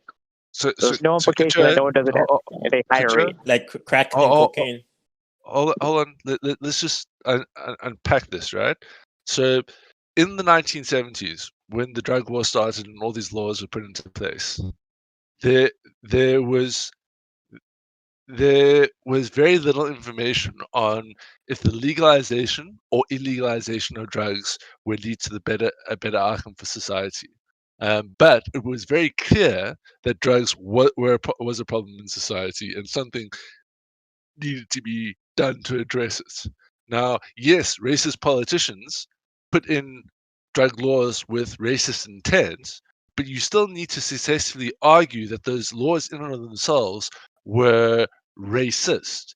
Now, now we know now in 2020 through studies that were done in the late 90s up to the early 2000s that the illegalization of drugs is highly pathological and a overall harm to society. So the arguments in today, 2021, are quite clear that drugs should be legalized and it results in far less harm. But we didn't know that until the late 90s and early 2000s. So taking your mind back to the 1970s, you have a drug problem, you need to do something about it. The government put in drug prohibition laws, and it resulted in the catastrophe we now have today. But to describe that as racist from the outgo is problematic, because if you were in the 1970s and you saw the drug problem, you'd go, okay, cool, we need to put in some drug laws. That's society's first reaction, right? And we've only found out through later studies that this was the incorrect way to go. So to describe that as systemically racist, you really have to but here's do the thing, though. Do you think that systemic racism magically ended at the end of the civil rights once the civil rights bill was passed? Because it's like you're saying that it's like you're not understanding that you can't legislate racism into a policy. You can't. It's not that they wouldn't want to do it; it's that they can't do it. It's not constitutional. They can't do it. So it's like. So then you would have to really be naive enough to be like, "Oh, there's no racism ever. It's since the civil rights bill, it's all passed. Like, there's no way that you can be that naive." That's a straw man. That's a straw man. I didn't say that. I said there's no systemic racism. There's clearly a problem with racism, and you are misdiagnosing it when you describe it as specifically systemic racism. Yes, at the end of the civil rights movement, once segregation was gone, school segregation, living segregation, once there was no laws that said treat white people one way and black people another way, then all systemic racism is gone. That's not to say that we still don't have a problem with racism in society, but the law and government regulation, can only go so far. The rest of the racism we have left, right, is not systemic. It's cultural and societal, and it needs different solutions than a systemic one. Otherwise, you're not going to fix the problem. Yeah, so for example, after the civil rights movement, there was an issue where mortgages were being handed out, and it was ordered. They had memos and everything that mortgages couldn't be given to black people. That's a case of systemic racism. But if you have a mortgage company that's like, hey, anybody can apply, and then one person is only giving white people mortgages, that's a racist. That's just a racist, and you just got to find a racist person, but it doesn't have anything to do with the system. Yeah. And we have this problem in South Africa where even though we no longer have any systemic racism, at least against black people, there's plenty of systemic racism against white people. But even though we don't have systemic racism against black people, people are still saying, oh no, the banks are only giving out money to white people. And I actually work in venture capital, and part of our sort of NGO societal work is to go into black businesses and help them out financially. And what we found out is the banks aren't being racist, but it's an educational difference. What's happening is when a white person who's been educated up to university, whose parents were educated up to university, who has more exposure to high levels of business and financial thinking, when they put an application to the bank, it's got everything the bank wants to see. It's got monthly incomes, it's got expenses, it's got projected repayment periods, it's got interest rates and internal rates of returns calculated, and it's a sophisticated application requesting finance, and therefore it gets approved. The applications that these black businesses are putting in was like, I want to start a trucking company. A truck costs 1.5 million rand. I don't know how much I can sell my services for, but I know truckers are profitable. And if you just give me the 1.5 million rand, I can buy a truck and I can go make money. No understanding of fuel, no understanding of transportation and logistics, no contracts to employ him as a trucker, nothing that could give the bank confidence that if they gave them this money, they receive it back. So a lot of the work I do is going to those businesses. Even though the applications were kind of shit and sound like that, these people did have businesses. They just didn't know how to describe them in the way the banks expected because they didn't have the financial literacy, as it were. So be very careful in trying to point to systemic racism through using outcomes, Wait, right? but like, Because did you say that? the nuance towards that outcome is sometimes very that needs to be understood, and it might be the reason you're seeing the disparate outcomes, and it might not be racist at all. Wait, but did you say systemic racism has to exist in legislation? No, it has to be on paper. It has to be on paper as No, part it of has a to be in system. legislation, though. But I want to understand how that no, could it could be- possibly exist without a racism, and then after the Systemic Rights Act. So how could you achieve your, in theory, your end goal of proving systemic racism if the policy is post the civil rights era and doesn't have a racism in it, but it's still, it's like you already just said you wouldn't deny that there couldn't be any kind of institutionalized racism after the civil rights bill. So like what I'm saying is, how would you legislate that? How would that even exist? What would exist to you post the civil rights era that could be a systemic racist policy? So let me touch on that. Let me touch on that because I think that there's also another side of taking it too far as well, and I'll go to what I think is called reverse racism in the systems too. So if you find a policy or procedure, right, that is allowed, like I said, through the mortgage system, right, which is by the government that allows mortgages to be given, and they found documents pertaining saying that, hey, right after the civil rights movement, don't give out mortgages to black people, don't let them buy houses and get land. That's a systemic racist problem, not just through the government, but through companies, through corporations. You can find systematic racism that is being commanded by a system that actors within the system need to act in a discriminatory way. Now, let me go into what we could call reverse racism, and I'd like people to kind of converse about this because I think you can take it too far. In America, we had a thing called affirmative action. Okay, and that means that if you don't have a certain amount of people of color working in your business, then you have to hire a person of color, regardless, right? If they were not qualified as the majority color, which is usually white, in your business. So you have to hire somebody of color in order to have more diversity. To me, that sounds like reverse racism and is part of a systemic racism that was pushed by the left. So it's very interesting to take it even too far in those directions. Can I ask you about that? How politicians use race as a tool? Hold on, Grim, if you don't mind. I've heard people talk about this, and I tend to agree with you, but I've been looking actually for the past week. I'm trying to find wording in the EEOC that specifically says you have to have a diverse workplace or what the racial makeup of the workplace is required to look like. Look in more state laws. That wasn't really more of a national thing. It was pushed by states individually. So I know, like, I live in California, where it's really requested. So I think in the you're talking around like early to mid 90s in California that was going on. And then some other states had it going too. I could try to find it.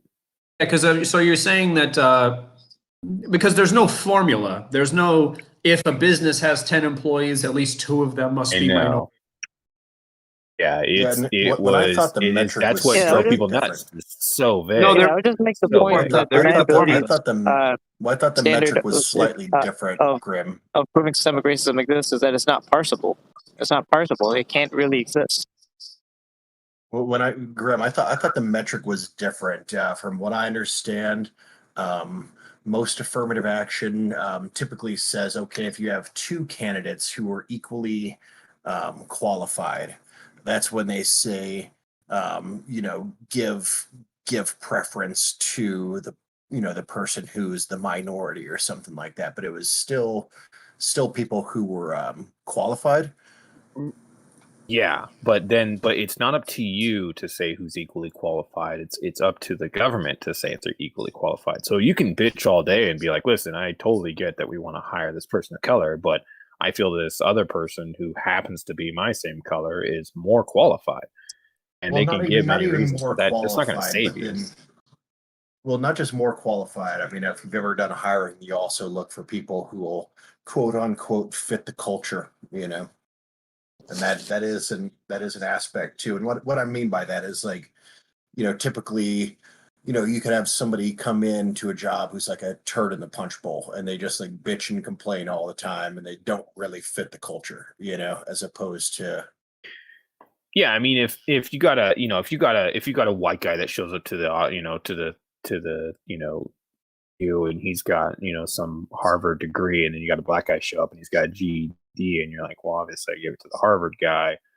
I totally get it, right? But a lot of business owners were complaining at this time because it's like, well, yeah, but we also define, how people, like during the interview, we also want to see how you're going to interact, how are you going to be a good fit for our team and things like that. And then, and it was a way for the government to find racists in a lot of ways. It was a way to kind of also integrate black people into, more of a white and Jewish dominant business culture mindset. But to me, it just seems like, okay, so maybe there's some people out there like that, but why do you have to make a law about it? Like, it just doesn't make sense. Like, why can't that be an individual case basis of just discrimination? I'll be like, hey, I did an interview, here's my qualifications, and then they hired another guy that matched my qualifications. We don't need legislation about it. Like, that just seems racist. It seems unfair if I was black. Honestly, well, I mean, so Grim, I don't know if I mentioned to you that I'm getting hired in fear that they need diversity, and I'm the token black guy in the group. Like, come on, man, you don't want to be that guy. Right? Yeah, I know. It would always bother me if I never knew. You should have diversity of the mind, though, within people. It is a huge same problem race. here in South Africa because you basically can't get a job if you're a white man in South Africa. There's a whole point system that at the top you got black disabled, gay woman, and at the bottom you got white man, and it does infer opportunities, but where it becomes problematic is, and Grimm's right on this, is it comes down to who determines qualification. And from the government's perspective, a university degree is a university degree is a university degree, right? But I can tell you that if you get a university degree from the University of South Africa, UNISA, it's worth less than the toilet paper that you wipe your ass with, and nobody takes it seriously. But if you get a degree from the University of Cape Town, it's one of the top 10. Well, it used to be one of the top 10 universities in the world, and the best university in Africa. Almost all the interviews I went to after university is top 3 universities: Stellenbosch, Rhodes, and the University of Cape Town. Almost all the there's some name dropping. Yeah, almost all the candidates were white, right? Because these are expensive universities, and the generational wealth. There's a lot of black students there now, but we've had 20 years for the generational wealth to build up to the point where the current stock of university students might have had wealthy black parents. So the situation certainly changed, but back then they were all white, right? Now, the problem that it's created is the UNISA has basically just given out degrees to people, and the people with a UNISA degree are not considered qualified in the least. But now they have this degree. Now it's this black person with a UNISA degree in engineering versus white person with a Stellenbosch degree in engineering. And there's a level of competency inferred with the degree from Stellenbosch, but not from this. But they're made equal because they both have the university degree. Now, because of affirmative action, the government must choose the black kid with the degree from UNISA that he basically bought. Now,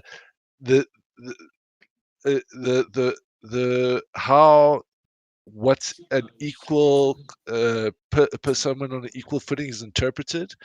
It's almost impossible in business, because I'll tell you the other aspect that Grim was talking about, and where I think Big Lebowski is, it's organizational cultural fit. And I can tell you that there are tons of people that are qualified to work in my office. But one of the unwritten qualifications is you have to have worked Silver Spoon waitering service. Now, there's very few investment brokers that have worked Silver Spoon wagering service, but in my opinion, it makes for the best sort of investment broker. Now that's not a qualification recognized by the government, and we hire almost exclusively along those lines. Don't care about anything else. Just care that you can hold the license to sell finance, which means a degree has to be earned, and that you've done silver spoon wagering service. Hey, Bruce. So talking about going back to what Grim was talking about recently in the mortgage industry, I don't know if I told Grim this, but I recently just got my mortgage license, my mortgage loan originator. Congratulations, bud. Yeah, thanks. And one of the things that baffled me when I was going through the training is that when you apply for a mortgage, as with everything else under the sun in this country, you have to say what your race is when you apply for a mortgage. And it's what astounded me the most is normally in other cases when you fill out what your race is on a thing that you're allowed to say prefer not to answer. You check the I do not wish to answer this box. Yeah, it's usually with employment. Yeah. Yeah, but in this case in the mortgage industry, as a mortgage loan originator, as the mortgage officer, if a person checks the I prefer not to answer box, then I am required to guess based on what their face looks like. You can just hold up a card. Yep. Like, just hold up a card. It's like a paint strip, You look mocha, so I'm going to say you're. I mean, I'm still trying to wonder if this nigga's. Let me see if this nigga is from Fiji or from East Africa. Hang on a second. Can you smile for me and can you jump over this broomstick here real quick? I gotta find if you're from a tribe of Africa or if you're just from Fiji. So let me find out. I am legally required to make what they say a best guess is. And they claim that the reason for this is to root out discriminatory lending practices. But I'm like, what they're doing by doing this is they're outsourcing their racism onto me. Yeah. Of course. The government being racist. It goes higher. They're trying to gather numbers so that people can put things in place look, the biggest problem of stuff like that is not equal opportunity. It's trying to create equal outcome. And that is dangerous speak. Can I ask a question? You think diversity of the mind should exist? Yeah, hold on, Nivik. I just want to stay on Bobby's point here. Bobby, just to build on what Grim was saying, when you're dealing when claims are made about discriminatory practices in the mortgage sector, and claims have been made, the companies are required to investigate. So they need to gather data on what races are given mortgages. So I would argue that this practice stems from people seeking to find racism. I forget which famous guy said this, but he said basically, if you're constantly framing society along racist frames, and when we look at racist crime stats and racist mortgage stats, stats based on race and mortgages and stats based on race and home ownership and all that, we will forever find racism where racism doesn't exist because there will never be equal outcomes. That's just not how a free society works. And it's almost as dangerous, it's almost as dangerous to find reasons to do something based on race as it is to find racism, because both of them are not going to get you anywhere. Do you think diversity of the mind should exist? Hold on, Nivik. So like Bobby, to make it more mundane, I'm sure you'd agree. Stats that say 29% of people with blue eyes are in prison, yet there's only 14% of the population has blue eyes. So clearly there's a problem here because we found this disparate outcome of blue-eyed people being disproportionately represented in prison. Therefore, well, it sounds to me like you're using eye color as a proxy for skin color because who mostly has blue eyes? I don't know. But yeah, I agree with you. But the thing is, blue eyes we know have no link to behavioral characteristics. That's why we don't use it as a worthwhile discriminator. The thing is, we know this now are fairly recent with all the research that's gone into the Human Genome Project. That there are no links between behavioral characteristic genes and taxonomic and morphological genes. So it's literally like using eye color as a way to analyze and say there's a problem here. And like if you go looking on the Arklands base and you're using a random useless discriminator, you are always going to find problems. The problem exists in asking the question, not finding the outcome, as it were. Yes, I agree with you. I completely agree with you because, and they know, and the government, by the way, knows this because they don't specify what this best guess nonsense is.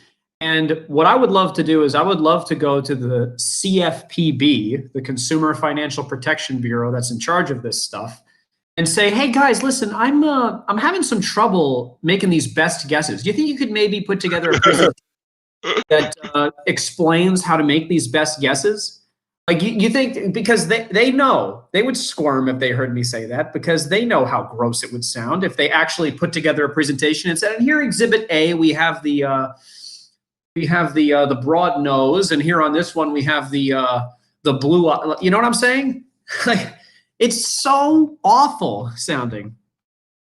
Yeah, we got Patrick Ewing over here, and we have yeah, it is. Well, it can is you very much imagine like a that. PowerPoint just showing like a series of like 13 different eyes and being like, okay, pick one of these eyes. Okay, that's gonna be that. Okay, show a picture of 13 noses. Okay, pick that nose. It's like, God damn. I'm thinking of going to the manager and saying, "I don't know what to call this guy," and then he's like, "Well, I can't see them," and he's got his fingers on his eyes, and he's like, "Okay, tell me when to stop." Okay, and he's like pulling his eyes out and then up and down. He's like, "Here, tell me when to stop," and he's like going higher or lower. He's like, "Okay, that's Korean."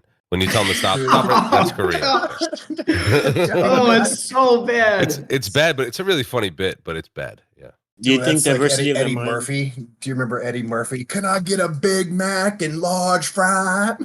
Oh, He's like, do you think people in Asia like hold their eyes wide open and say like, right. Yeah, like do they make fun of white people? Like, am I? Yeah. Look at me, American. Yeah. They probably do. Why not? I would appreciate it. Do you think diversity of the mind should exist? What is that? Isn't that like saying, do you think water is wet? Like, what? I don't understand. Because people say they're against diverse, like they this whole diversity thing. That's an issue. And well, you have to make the logical step to say that the mind follows the race. I'm saying, like, if you're against diversity, then I'm just saying people are against diversity for diversity's sake based on superficial measures. That is what they are saying. Yeah. So Nivik, like, the human beings are a discriminatory species, and we're all playing the game of what are the right and wrong ways to discriminate against other human beings. You know? Okay. So I get that, like, but there are people that do things that are bigoted along the lines of. Yeah, we're not talking about those people. Have I disconnected? Nope. No. I do have a question for you after this deniability. Yeah. So Nivik, just very quickly, like, people, the only game we're truly playing is what are the right and wrong ways to discriminate, right? So like we generally accept things like competency, experience, knowledge as worthwhile discriminators. You know, I'm not going to take like financial advice from anyone. I'm going to take financial advice from someone that's like been in the sector for 20 years, has degrees and qualifications and all that, and experience in making and investing other people's money. I get all of that, but I'm saying there are people that do things alongside of bigotry of racism. No, but is what it's. I get that there are people that that don't qualify, and you shouldn't be taking them in. But you have people who are discriminatory bigots. Yeah, you see, here's where it gets really dicey and tricky, right? When people talk about, like, no one's talking about sewage workers, like racial discrimination with sewage workers and racial discrimination of bricklayers. People talk about racial discrimination when it comes to things generally higher up the hierarchy, as it were.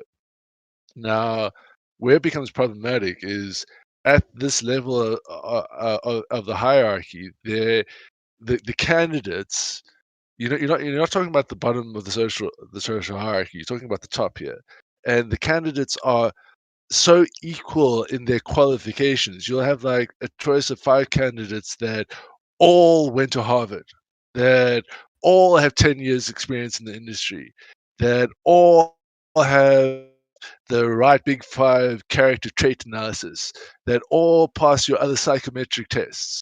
And you keep going along all those reasonable, rational lines of discrimination that we accept that are worthwhile. And you'll find these candidates to be equal on all of them.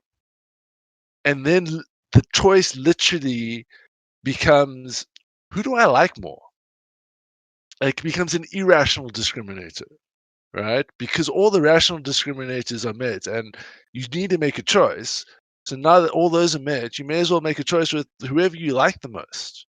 And I think that happens a lot, and people make the mistake of taking that event happening and saying, oh, there's clearly irrational prejudice here, be it sexist, racist, or whatever.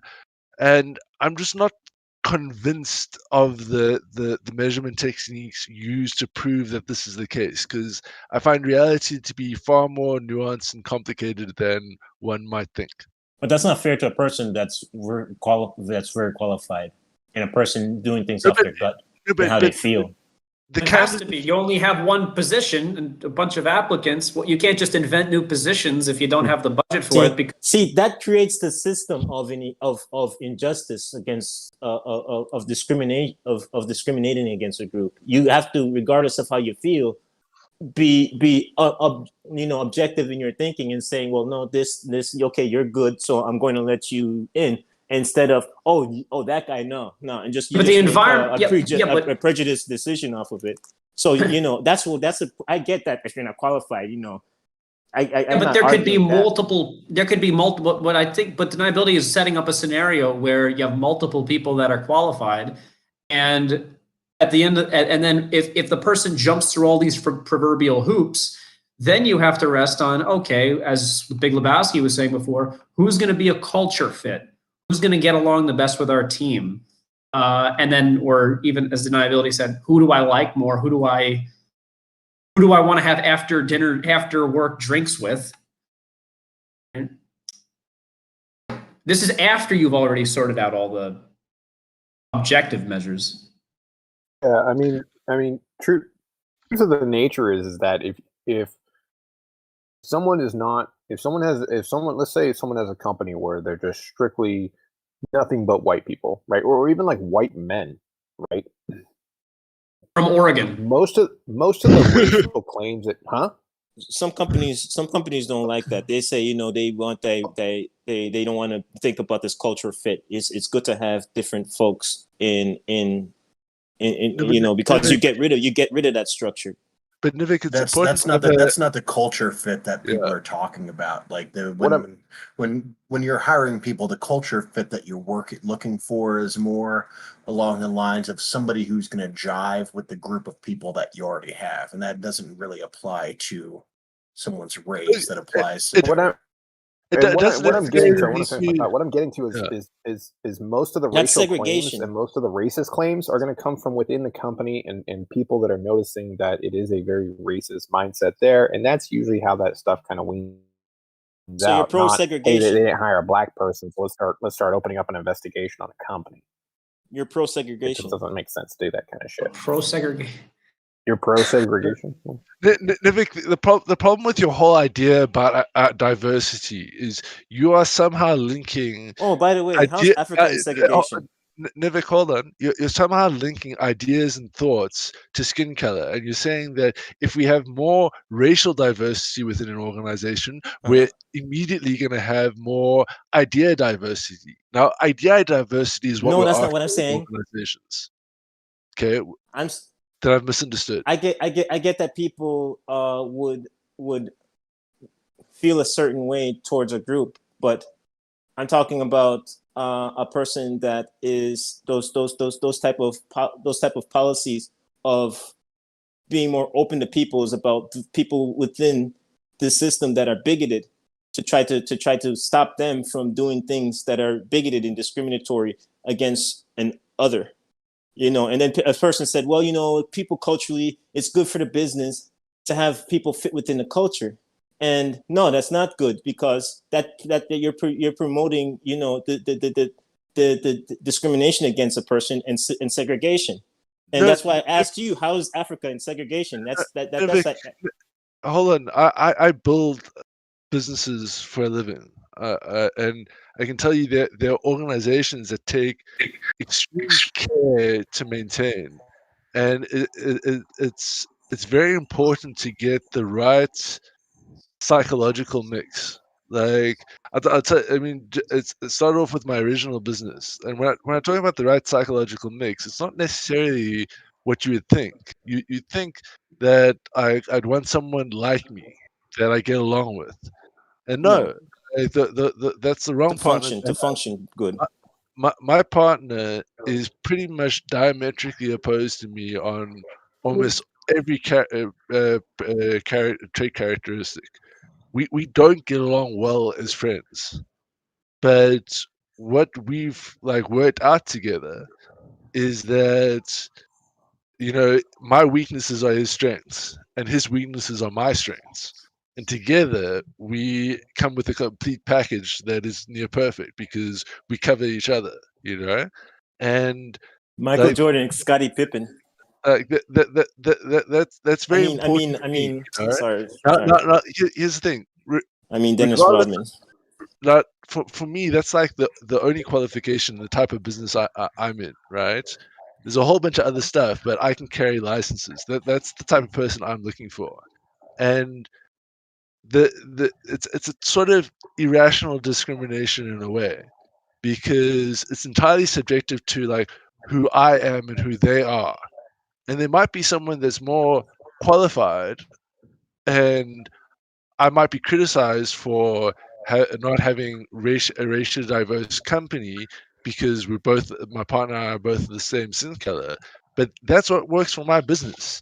That's what makes it function well and prevents us from making huge fuck ups. Because we both know that if both of us agree on something, it's a really good idea. So we do very little by ways of new things, because most of the time I think it's a good idea and he thinks it's a bad idea, or vice versa, and it keeps me in check. If we were anybody else, I don't think my business would have been successful. If I decided that, oh no, somehow race leads to this sort of diversity of culture, and I'm going to take someone that's black, even though they don't meet those irrational subjective characteristics, my organization would not be as successful.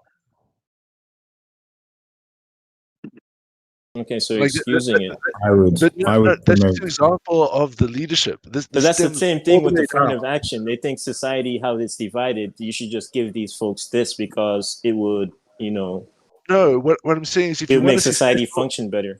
Nivik, if you want a successful organization, I'm not pro affirmative action either. A successful organization is predicated on competency and on a diversity of specifically psychological characteristics. That's what I've learned in my practice of business the last few decades. Right now, in my experience, race has absolutely nothing to do with the building of a successful organization. And when you want to bring it into the equation, because it has nothing to do with building a successful organization, you're always going to find disparate racial outcomes that don't meet the way society is racially structured on the outside. And that's going to be for a number of reasons, primarily because not everyone's going to engage in the workforce in an equal way, because not everyone has equal individuated opportunity. They merely have equality under law.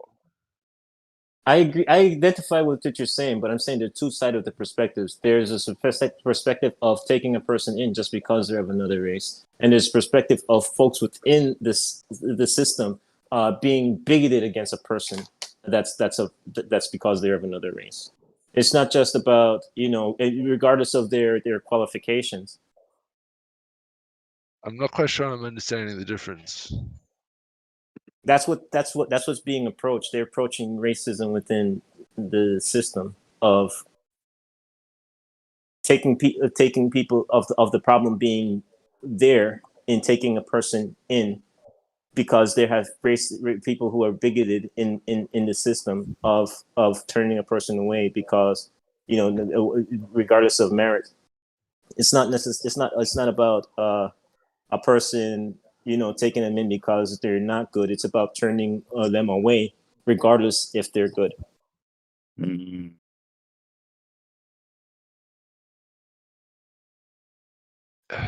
I guess maybe I'm lacking the American context here. But this is not. This is. And the business example kind of goes with affirmative action because they're thinking there's issues within society along the lines of race. So just to fix that, just put a bunch of other people of different races within, just put them in just for the sake of that. And but see, that's kind of like what you're doing with your business. No, but you what America's doing with their governing system is kind of like what you're doing with your business. It's kind of like, oh man, all of this uproar of folks, along the lines, but it's flipped. It's all this uproar along the lines of division of race. Okay, we're just going to put these folks here in this position of affirmative action, and that will take care of that. And, right. Well, you can't. So the society can gel better. He's doing the same thing. He's saying to make his company gel better. He does things regardless in order to get that effect. But that's they're not the same thing, though. Who's honestly a better, I don't understand, who's honestly a better judge of who's going to be a better culture fit, a better asset to the company? Deniability, who's in the business and examining it up close every day, or some bureaucrat that's going to come in and be like, no, you know what, I think this person actually would have been a better fit, huh? I think I'm saying that's how people are approaching society. We're just gonna put these people here in order to society to gel better. Like who's actually going to discern out the racism? Is it going to be people looking at it from the outside, or is it going to be, people inside kind of, sorry for the landscaping guy, people inside leaking that information? Whistleblowers is what I'm trying to think of. Whistleblowers are the ones that leak all the racism shit. It's never some fucking bureaucrat and they're like, oh, that's a racist company over there. It's like, no, it's the fucking secretary that's noticing that everyone's making racial jokes. They don't fucking hire black people or Mexican people or whatever it may be, or white people. Like, it's the whistleblowers that give away the racists. It's never some bureaucrat.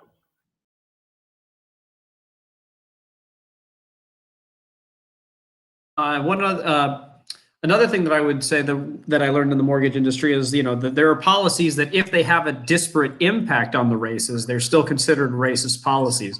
So the example they gave was if a financial institution says, we're not doing a mortgage that's less than $250,000. That would be an example of a racist policy that they've tried to set floors for loans and goddamn. That's a low mortgage. Jesus Christ. Yeah, that was just an example. I'm trying to find a house right now, and it's like in Colorado. All of a sudden, everything's like $380 to like $450 everywhere, and I'm like, God damn you! We're getting a mortgage too for another home, and it's like,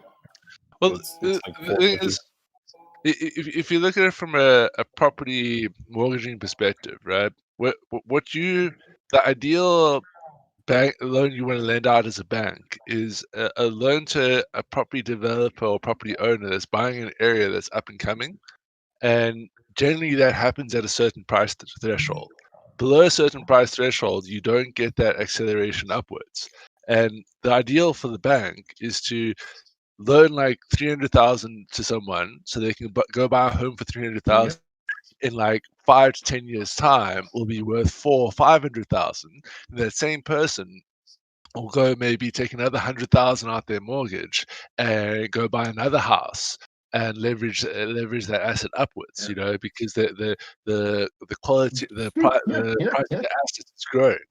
Now, if you're below that threshold, the bank could be lending you $100,000 to buy a $100,000 home, but in 5 years' time, if that same home is only worth like $100,000, you not only have you borrowed $100,000 from the bank, but you borrowed at interest. So now you owe more than $100,000 on an asset that's worth only $100,000. This is that exact what you're talking about. That exact mechanism is what led to the housing crash of 2008. That's what people were doing because at that time too, like what in Colorado, the appreciation of housing prices gone up like 25 to 35% in 1 year. So people are doing that. They're just taking out loans, being like, okay, I'm going to buy this house. I'm going to hold it for a year. I can make those payments, but I'll appreciate in value by 30%. That's a great fucking return on investment, So that's what you're saying again, and it's gonna probably end pretty badly again. Well, they're gambling mortgages. Oh no, hold on. It's a lot more complicated than that because it's linked with central reserve banking, keeping interest rates artificially low, and linked with government guarantee-backed mortgage companies operating in the markets. So it's not to say that it will happen again. It will certainly happen again if you have controlled interest rates, because what would have happened absent controlled interest rates is banks would have been lending out at a threshold that would have been uncomfortable for them, and they would have increased interest rates. I can tell you, if you increase the interest rate just by like 2%, you can erode, depending on the structuring, between 10 to 30% internal rate of return on the cash.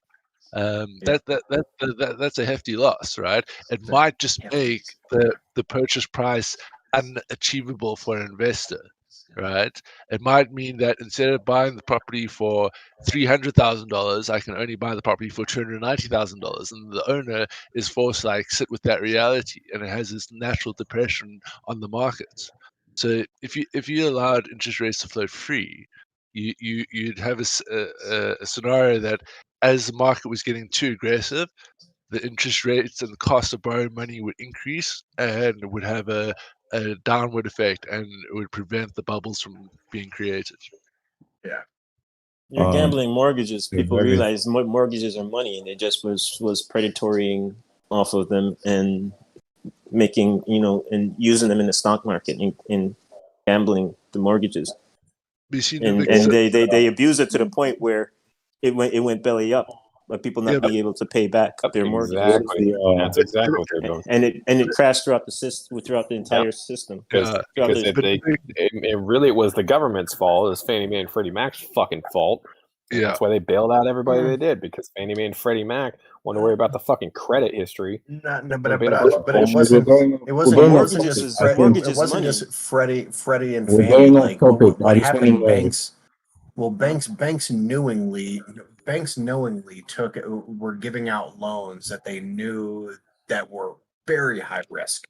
Yes, but they thought that they had enough because what they were buying, right, looked good on paper, but if you actually dug into it, it was a bunch of shit of people not paying their mortgages, and that was the fucking problem. It's because we signed up that's what you get to an MBS. 500 people who aren't going to pay their fucking mortgage. We bundled that shit together and we sold it to you as a bank, and you didn't do your fucking job and look at it, and so the banks were like, fuck, like we are done. The originating banks didn't give a shit, because all they had to do was sell enough mortgages and they could package those and sell those off to another entity, and that was the problem. You get return on your investment though. What's you make the consensus money off of mortgages by using them in a stock. You get a return on your investment.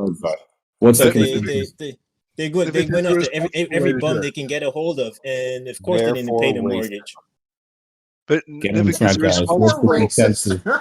What's the consensus on? There's a responsible what's the way consensus on racism? I don't know because I sort of left. So we got into the sidetrack because someone was saying how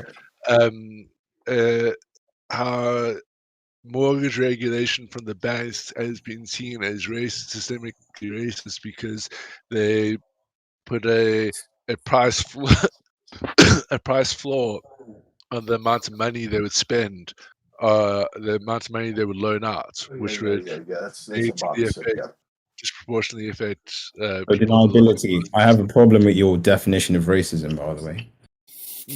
Well, I did want to It's get not back to racist enough. deniability. I did have a question for you because this is something you brought up earlier about generational wealth, and I wanted to get your opinion of what you think about systemic racism along generational lines. So yeah, I mean, we can look at something like, oh, it's What about been 30. class? It's Why been only well, race? hold on. Look, shut up, man. Just let him Hold on, speak. just I was, if we go back like 30, 40 years, that's not enough time to really build generational wealth. Like that's not how it works. I mean, it needs to take multiple generations, probably like 3 or 4, to like actually start building wealth.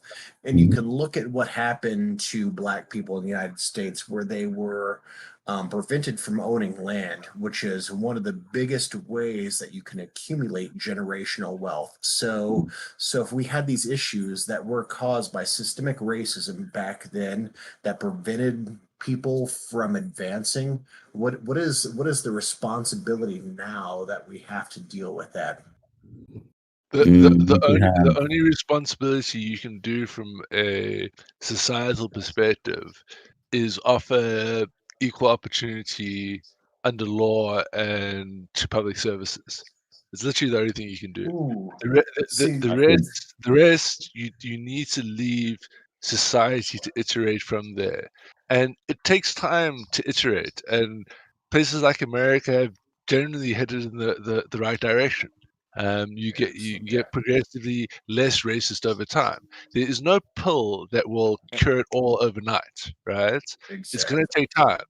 And the troubling thing about seeking legislative solutions to this problem is, instead of allowing it to iterate into nothing over time, it creates a roadblock, and it suddenly makes it a problem. Because, I mean, if you are in support of things that legislative means, like affirmative action of correcting the injustices, as it were, then you ought to ask the question, to what end? Do we go, slavery lasted 150 years, so we do it for the next 150 years? But the problem with doing it for the next 150 years is the white people at the end of the 150-year generation are not going to have experienced any sort of benefits from the previous 150 years, and now you're going to need to correct for them. So now, do we need another 150 years of lifting them up? It's like it has to stop at some point. And perfect. That's a logical argument. You made sense right there. I agree with you. That's where I thought you were going. I just wanted to ask that question. Yeah, that's exactly too what I. You gotta go ahead. I was going to expand on that. Go ahead. You expand on it first. I just wanted to say that's what I thought of with the That's why I don't think affirmative action is really good. Solution to this. Positive. Yeah. Because then you have some people like, because thing with language is you can twist it to mean whatever you want. And you've got like people saying it's systemic racism against white people, and maybe it is, but maybe it's not. But I don't think it's a useful thing, really. It's a pendulum, and it's just going to swing the other direction, and then in the other one, and then in the other one. So speaking on that, when you don't, it's almost like looking back at just like America and the civil rights movement and how much money it's cost us to not support the communities in the right way. Like a lot of people create the equalization of Black people, and then they just kind of let them go, right? Exactly. And a lot of them were doing great. Like if you actually look at like pre-civil rights movement, right to the civil rights movement, and you look at the standard nuclear family of a Black man, like it was really good. Like they were definitely keeping up on. I mean, you're talking about third generation Black people that understood the white man, that understood current politics, that understood current economics. These people were not fucking stupid, right? They just needed more education, right? And we really didn't help them there. They needed equal opportunity when it came to mortgages. Like I said, owning land, that generational wealth, that's really important. And then also, like, really good fundamentals, and we didn't help in those ways. You know what we did? We created welfare. We created like weird outreach programs that really didn't do anything. We hindered them. We also hindered them highly so bad. policed. Even with the outreach programs, we hindered them, and it was like. And my we point is, I'll also- let you go, Scott. My point is that this ended up costing us way more fucking money, as a country, instead of trying to integrate and make sure that we integrate correctly with good programs. We just didn't. Yeah, well, and this Cost is us a lot. sort of the bad aspect of U.S. history, like what happened after the civil rights movement, and it's not like everything just cleared up and like all of a sudden things were good. So that's when you started seeing like the drug war pop into place, and with the drug war, you really did see a disproportionate amount of policing in certain communities as opposed to others. This topic was sort of broached earlier, and if you're not aware of the sentencing disparities between crack cocaine and cocaine, which are identical.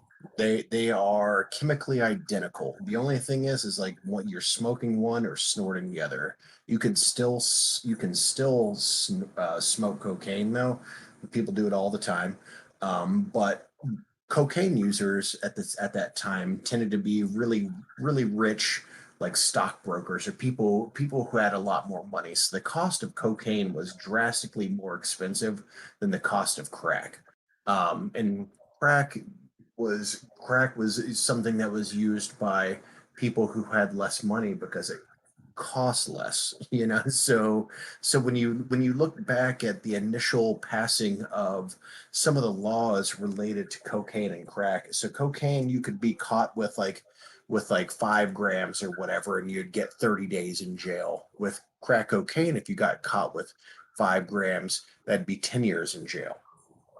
So there was this really like serious disparity that was put into place right off the bat with specifically the drug war. I mean, that's from what I understand it's- about that, it's- the it's- crack cocaine sentencing in the minority neighborhoods, the reason why those sentences were so high, the sentences were put in place by black legislators in those and community leaders in those neighborhoods who were sick and tired of seeing their communities go to shit because of the drugs.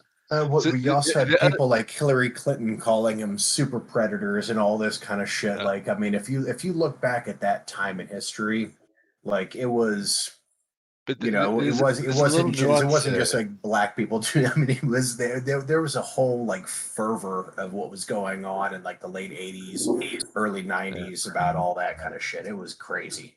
But you see, there's another little angle to that argument, though. Like, and to sort of make the case, I'll explain the existence of a new drug. It's an opioid derivative. It's called crocodile, and it's called crocodile. Oh my god, that shit is gnarly. Yeah, but for those that don't know, I think it's a bit like heroin, and when you inject it into your arm, it's called crocodile because you get gangrenous growth, and you look like you're turning into a crocodile. Dude, have you ever seen deniability? Nobody ever goes full crocodile. It usually kills them before that happens. Well, have you ever seen pictures of like people with long-term use? Like their skin is completely rotted away and they've got like exposed bone because they're like it's fucking insane, dude. It's insane. Here's the thing. I think in the Ukraine, if you're caught dealing crocodile, it's like a lifetime imprisonment, and I think they're discussing the death sentence because of how much more harmful it is. Now, while crack and cocaine might seem very similar, right? You can take cocaine for a number of years and be functional on it. With crack. Same thing with crack. But like crack's a lot more dirtier. No, it's not. Crack is actually cleaner. Like typically, this is something people actually do. I just I've been in the party community enough that I know this. Like what people will tend to do is like if you want pure cocaine, you buy cocaine, you turn it into crack because in the process of turning it into crack, you remove impurities. But then the next step is you turn it back into alkaline cocaine, powder cocaine, and that removes more impurities. So typically, like anytime you anytime you take something and turn it to a base or back to an alkaline, in that process you are losing impurities just on a chemical level. Scott, Yeah, that's how to make crack cocaine.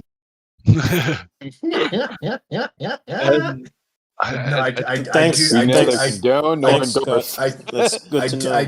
I did know people in my younger days. I'm writing it down right now, man. I'm writing it down. You and I can continue this Okay. conversation offline. Let's leave it there. I have an example of systemic racism. It's not Let's All right. so the All right. kidney donor list in America. In order to be qualified on the kidney donor list for a kidney transplant, they have to calculate what's called your EFGR score. And if your EFGR score has to be sufficiently low for you to be on this list. And this EFGR number is a calculated value, and they take into account a bunch of factors about yourself. And one of the things that they take into account is your race. And African Americans, as a baseline, will automatically have their EFGR scores boosted because, on average, they have a higher presence of a certain protein that's used to filter blood. And so if you get your EFGR score calculated, it will say, here is your FGR score if you're African American, here is your EFGR score if you are not. And if you are, all else being equal, your EFGR score will be higher, which will make it harder for you to get on the kidney donor list. And that, to me, is systemic racism. So you think that there's any bearing, though? Because racism means that there's no bearing. Like, I could say it's not racism that, XYZ person in Mongolia is mentally incapable of hitting this IQ point, right? And I could scientifically back that up. It's not racist. So is there any bearing what you're saying as far as when it comes to something like genetics and being part of ethnic groups and things like that to what you're saying? Yeah, not really, because they're not, because these racial categories are always determined by voluntary self-identification. Oh shit. But are they using it like a taxonomic or there's no way to, like, it's important to note that, like, there's one gene for skin tone, right? And like it just presents in varying levels. But like, to look at the genetic structure, you're not going to be able to determine that. There's no way to genetically describe someone as a certain race. So like, it's an entirely a social construct. Like, and as Bobby puts it, self-identified. Like, yeah, because I know what you mean by that. Some people kind of can. Like, the thing is about Discord is I can give you a channel right now, and you probably go talk to like 3 racists. No problem. I did this yesterday. I talked to a racist for an hour and a half yesterday. Okay, argue on their behalf. His thought was, he's from England, and he said, I think it would be better for my country. No. No, there's plenty. But ironically, a lot of these, I've met a few mainly English people who think like this. Is interesting. And they say, most English people say this, by the way, most English people would like a demographic around 90% or more true English people in their country, and everybody else can get the fuck out. I was like, well, what makes you English? And they said, well, we can link our families back to the Magna Carta when Britain was first kind of formed. We can show that I have never heard. There's 5 requisites on. There's 5 requisites on being truly English. Has to do with DNA. Has to do with physical appearance. Has to do with lineage. I would ask that. Has to do with birth as well. So yeah, birth area, things like that. So what about a mixed English guy? What that at that point? Just ask them if they consider themselves Anglo-Saxon.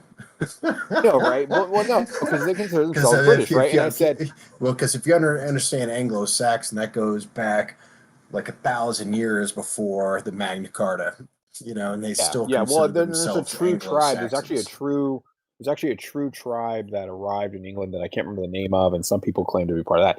But I said to him, and I said, you know, statistically, I think if you got your wish, if you had a genie in a bottle and you kicked every person out that wasn't English, and you took every English person and you put them back in London or in England, right, Scotland and Welsh and Irish, I said, I think that would be the downfall of your country. And he's like, no, I think it would be okay. And I was like, no, I'm pretty sure no. Like if you actually look at on the world and you look at countries that like to keep their genetics clean and pure, they tend to fail as countries. Now China barring, but China's a billion fucking people.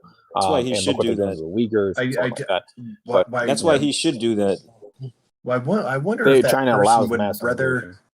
Well, I wonder if that person would rather eat haggis every night or chicken tikka masala. Either way, he's going to spill beans on it and call it good. I'll tell you right now, haggis is delicious if you've never had it. I've never had haggis, no. But it is interesting because you look at this kind of stuff and you're like, listen, what does your racism actually get you? You know, and other than just wishes and dreams and hopes and all this, but when you boil down to a racist, just has to do with sheer blatant prejudice that really just has no bearing or constitution. Because if you actually have immigration policies, and what I said to him is like, you know, why is Britain then disagreeing with you? Because it looks to me that immigration is not only benefiting your company, your country, but it's keeping it up on the world stage. And that is why countries do this. Is why countries allow immigration to some standard. It saved England. And then I'm sorry. Hold After on, the World War II, ahead. it saved England. New ideas, new GDP, tons of shit, man. After World War II, it was a high immigration taken in to save England, and now they turned against them. It's kind of like that's fucked up. Like, you know, we like all of a sudden you guys are all nationalists, go all nationalists on us, and we you know, a lot of people came in to build up the country, and now it's kind of like to hell with you. It's interesting because if you allow people in that are trying to catch up with your culture, right? First off, there's a scare tactic of like, oh, you let a bunch of Muslims in here, we're gonna have Sharia law. That doesn't fucking happen. Those people usually adapt American standards, and then they're leaving Sharia law. They can go the fuck back home and enforce it there, but they don't. No, there's a term. Standards, they try to keep up with American. That is literally happening. Well, there's a the term. reason why we like that stuff is because it adds really good, honestly, good cheap labor for us, and because these people are willing to do a lot of the jobs and a lot of the tasks and things like that as like this first stepping stool to their professional career and their longevity and prosperity in America, where we all started. Have you ever heard of Grim? Have you ever heard of the term "packy"? Do you know what "packy" means? That Pakistan. Yeah, I know the British guys on here knows what "packy" means. Well, because I was I'm familiar with the region of Pakistanis. Yeah, so like a lot of Pakistanis came into like England in like the late 70s, 80s and stuff. And and there was a whole thing where people in England were like fucking Pakis, and they were like going around like beating up people who were Pakistan, you know, who they thought were Pakistani. Yeah, I think Pakistan has an enormous amount of Shiites or something like that, very radical Muslim groups. So those are usually found mostly in the Pakistan region, especially up in the northern regions near India. But the people who went to England were the ones who were getting away from those crazy assholes for the most part. Not all, but for the most part.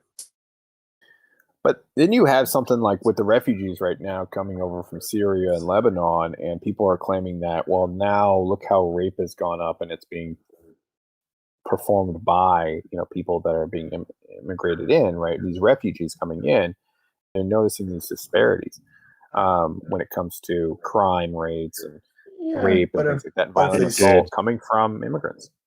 Yeah, but if they rape and sexual assault records did go up the same year that the Syrian they're still allowing the started Catholic coming Church to operate in England, you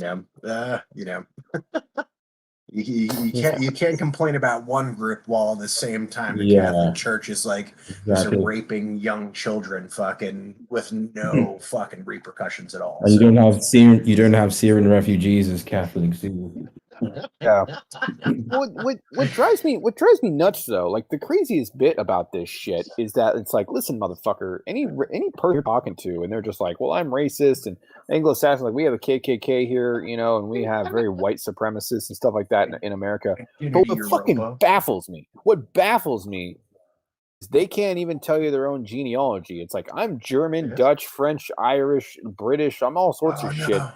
It's like, I don't need to stand, like, where do I stand? I'm a mixed mutt. I could have black families in my genealogy and still be white as fuck. Like, no one's pure blood. Like, what the fuck does that even mean anymore? I don't know if you guys ever saw the video. It was amazing. There was this guy who was like hardcore racist, and he got himself like 23andMe and found out he was like 14% African.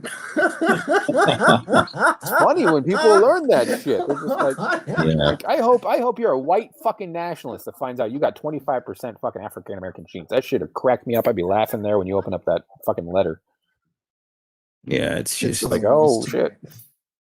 Because you can have one half, quite a lot of black blood in them. Because when you look at what you call it, Kamala Harris' niece, she looking at her, she looks white. You automatically think she's white, but she has a half-breed mother and a half-breed father. Oh, yeah, and she doesn't have half Indian. Yeah. Yeah. I had an uncle who has a brother who has a younger. I think a younger brother. So he's Native American. There's Native American genes in the family. He came out looking straight up brown, Native American. His brother is a ginger. Same parents. Red hair, freckles, a whole 9 yards. And you're just like, how the fuck are these guys brother? And they're only like 4 years apart and shit. This is the weirdest thing. And you're like, this is just how it works. And whatever race they are, they have to be the same race because they're siblings. Yep. Right? And you're just like, and the mom and dad look white. I think the mom has some Native American genes, and so he just happened to pop out, extremely brown looking Native American. I mean, see what we need to do is just make a new race. We need to make a new race of white black. It's like, so you can be like white. I think that's what's going to happen. Hispanic. Really. That's cool. You can be like ablations. You can be like white Hispanic, right? Like that's. So you can say you're Latino or whatever, but you're white. But you can also be black and still be white. Spanish people are white and still be black. I see online that people have like a black kid and a white kid. Technically, Spanish people are black because the Moors subjugated 700 years. Only a portion. Only a portion. Over here. Spanish people are definitely. Technically speaking, everyone's African if you want to like get down to it. We're Fertile Crescent. We don't really know. Everyone's a unicellular organism if we go back that far. I mean, even before the Fertile Crescent, even before the Fertile Crescent, we knew people like migrated out of Africa, and there was a really interesting piece of work put out recently about geneticists tracking this kind of stuff, and they actually found that people moved out of Africa and then like got lighter and came back, and then moved out again and then came back again. So like, I mean, the history of humanity is like just people like moving around and like just mixing by nature. We are in a state of current evolution. We always evolving. It's just slow. Always, yeah. There's evolution never ends, in my book. Yeah, and that's become just like the virus. The virus, like the corona, that's evolution on steroids because there's so much of it. It just mutates fast. But we do the same. We do the same thing. It's a greater existential threat to humanity, and we've done it to ourselves. It's the very moment we decided to put that yellow line in the subway that said "Do not step over." When we started this culture of preventing Darwin Awards, I think we invited danger to the human species. Ooh, dude. Well, I don't think anybody's preventing Darwin Awards. I still go on that page, not as much as I used to. Like when, in the early 2000s, that was like one of my favorite pages. So I would just like go and read that every day to see some stupid bastard kill himself. But I remember. I think I've said it before. One of the top paying out ones of Darwin Awards is around $10 million. was a neighbor who found out his other neighbor was headed out of town for a while, so he went to go rob his ass. And he got locked in the garage and trapped, and he had to live off seeing dog food for a week, and then sued his neighbor for $10 million. Oh yeah. What? That's not a Darwin Award. I think that was a Darwin Award. Pretty sure. No. Darwin Award. You specifically have to die to get a Darwin Award. So.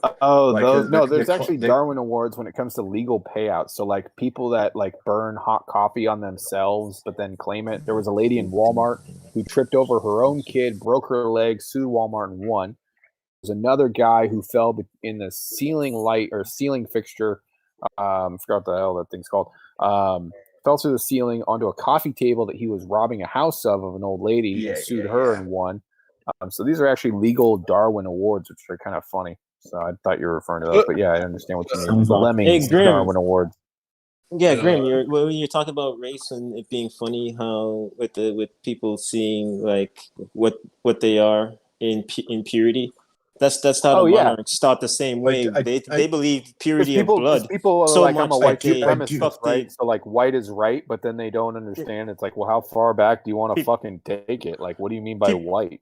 Monarchs believe the same thing of purity, of fucking their sister, and thinking like because they're the same. Well, that's keeping it in the of family. supremacy.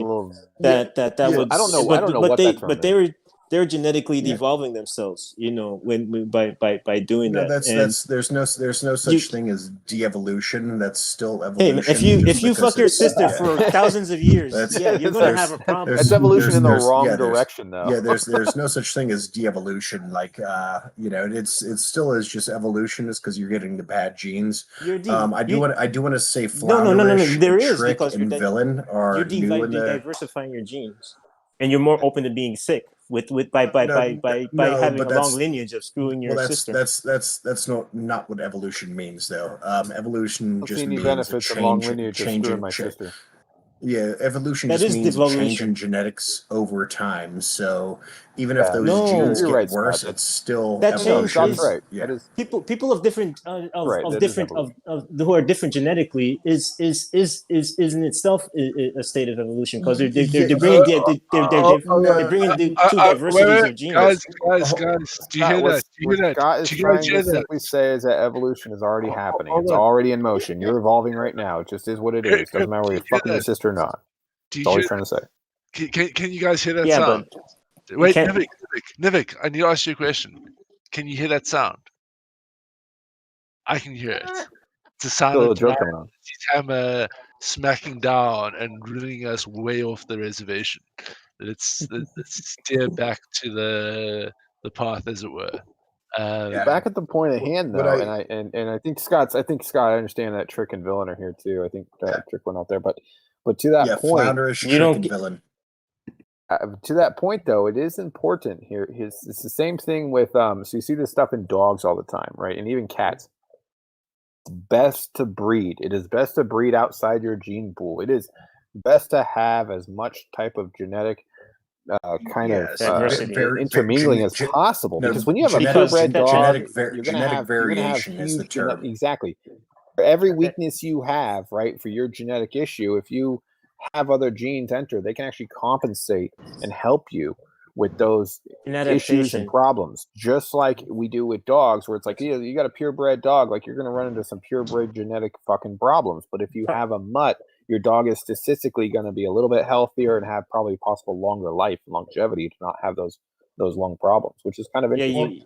You increase process of elimination of when you have diversity. Black people in America have a way higher rate of having sickle cell anemia. Why? And black people who have mixed children, that sickle cell anemia pretty much goes away once they expand their genes. Why? How do you know if it wasn't from inbreeding through slavery? Why exactly? Guys, I declared it off the reservation. I'm going to start. Hold on. No, Hold on. Let deniability finish, guys. I called it auto reservation, and we've gotten even further down the rabbit hole. I'm silencing you now. I'm threatening server mutes. Let's get back to the conversation. Welcome, Founders. Welcome, Dr. Doolittle. I haven't heard you speak either. Welcome, Villain. Who wants to go? Yep. Let's talk about systemic Your racism. definition of racism. No. I wanted to touch on something I didn't get a chance to chime in about the two brothers. Yeah, Bobby, please. More than that anecdote, giving evidence for the lack of race existing, I would question whether she had a ginger milkman. Word. What? That's milkman. Reservation. I'm skeptical that the two brothers are as closely related as is claimed. I would be curious what delivery men came around. It's important to look at these things for sure. That kind of thing is not like that. I had an actual thing to say though about the diversity for mixing your genes. I've heard the claim made several times that the optimal gene mixing is third cousin. I heard the same thing. On the third cousin is the third cousin, yeah, hell yeah. Third cousin or beyond. If I I'm remember. not to hear that. Oh, fuck yeah. What about the second? Not you sure about the second? Maybe, kind of, maybe not. I just want to know. For your eyes, eh? It's all go. God, I've never wished more for a conversation. Because I got some fine cousins. Racism than I have right now. I got some fine cousins, man. Oh my god. Quiet. So just to be clear, this is like actual statistical, like studied data that makes this claim. It's not just a third cousin. So what does that mean? What does that actually mean? Your third cousin. So second cousin would be a cousin of a cousin. Hold on. Ruled out. It's like trying to figure it out. Which one? Founders. You better figure it out. I'm trying my hardest. Founders, you're unmuted. I want to hear from you on systemic racism. Hey Bruno, can you hit mute on your thing? We're getting feedback, and then sorry. That's not me though. Is that me? So All right. institutional, actually, I don't exactly know about systemic racism because I don't belong to. I don't live in America, or I don't know how racism actually functions.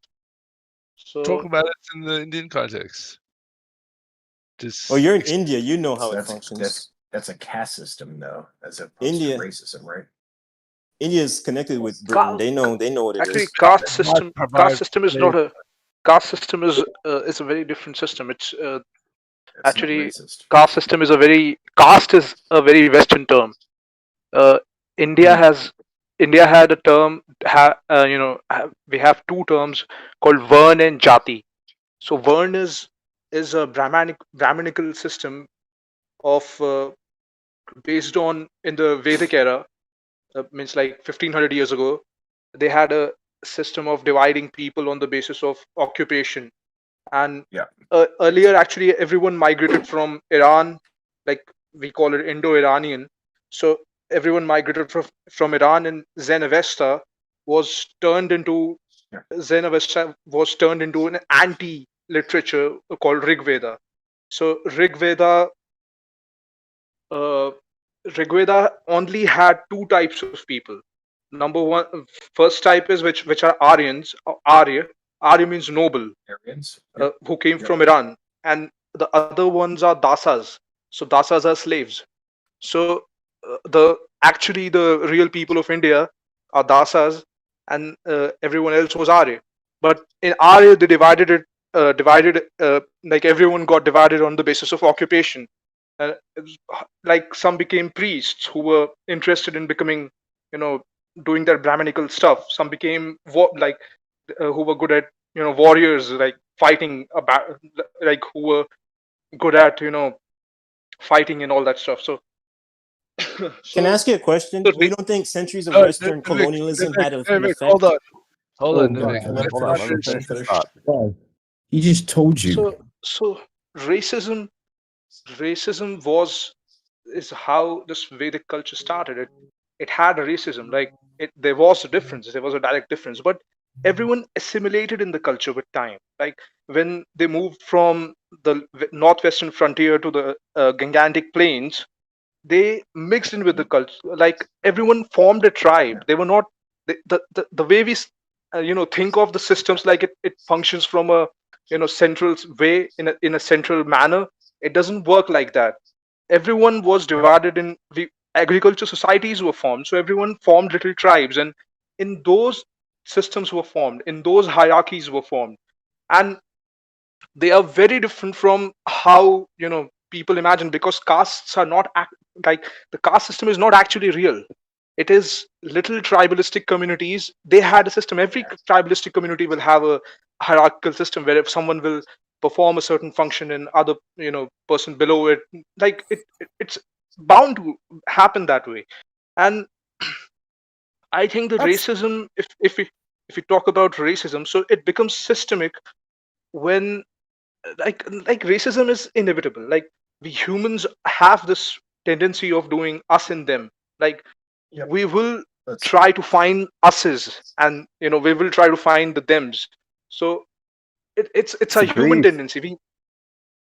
It becomes I mean, you're talking about group thought. You're talking about the, like, I think we're moving away from racism. Like we're more upset it's that somebody's with of a different political party than the color of their skin.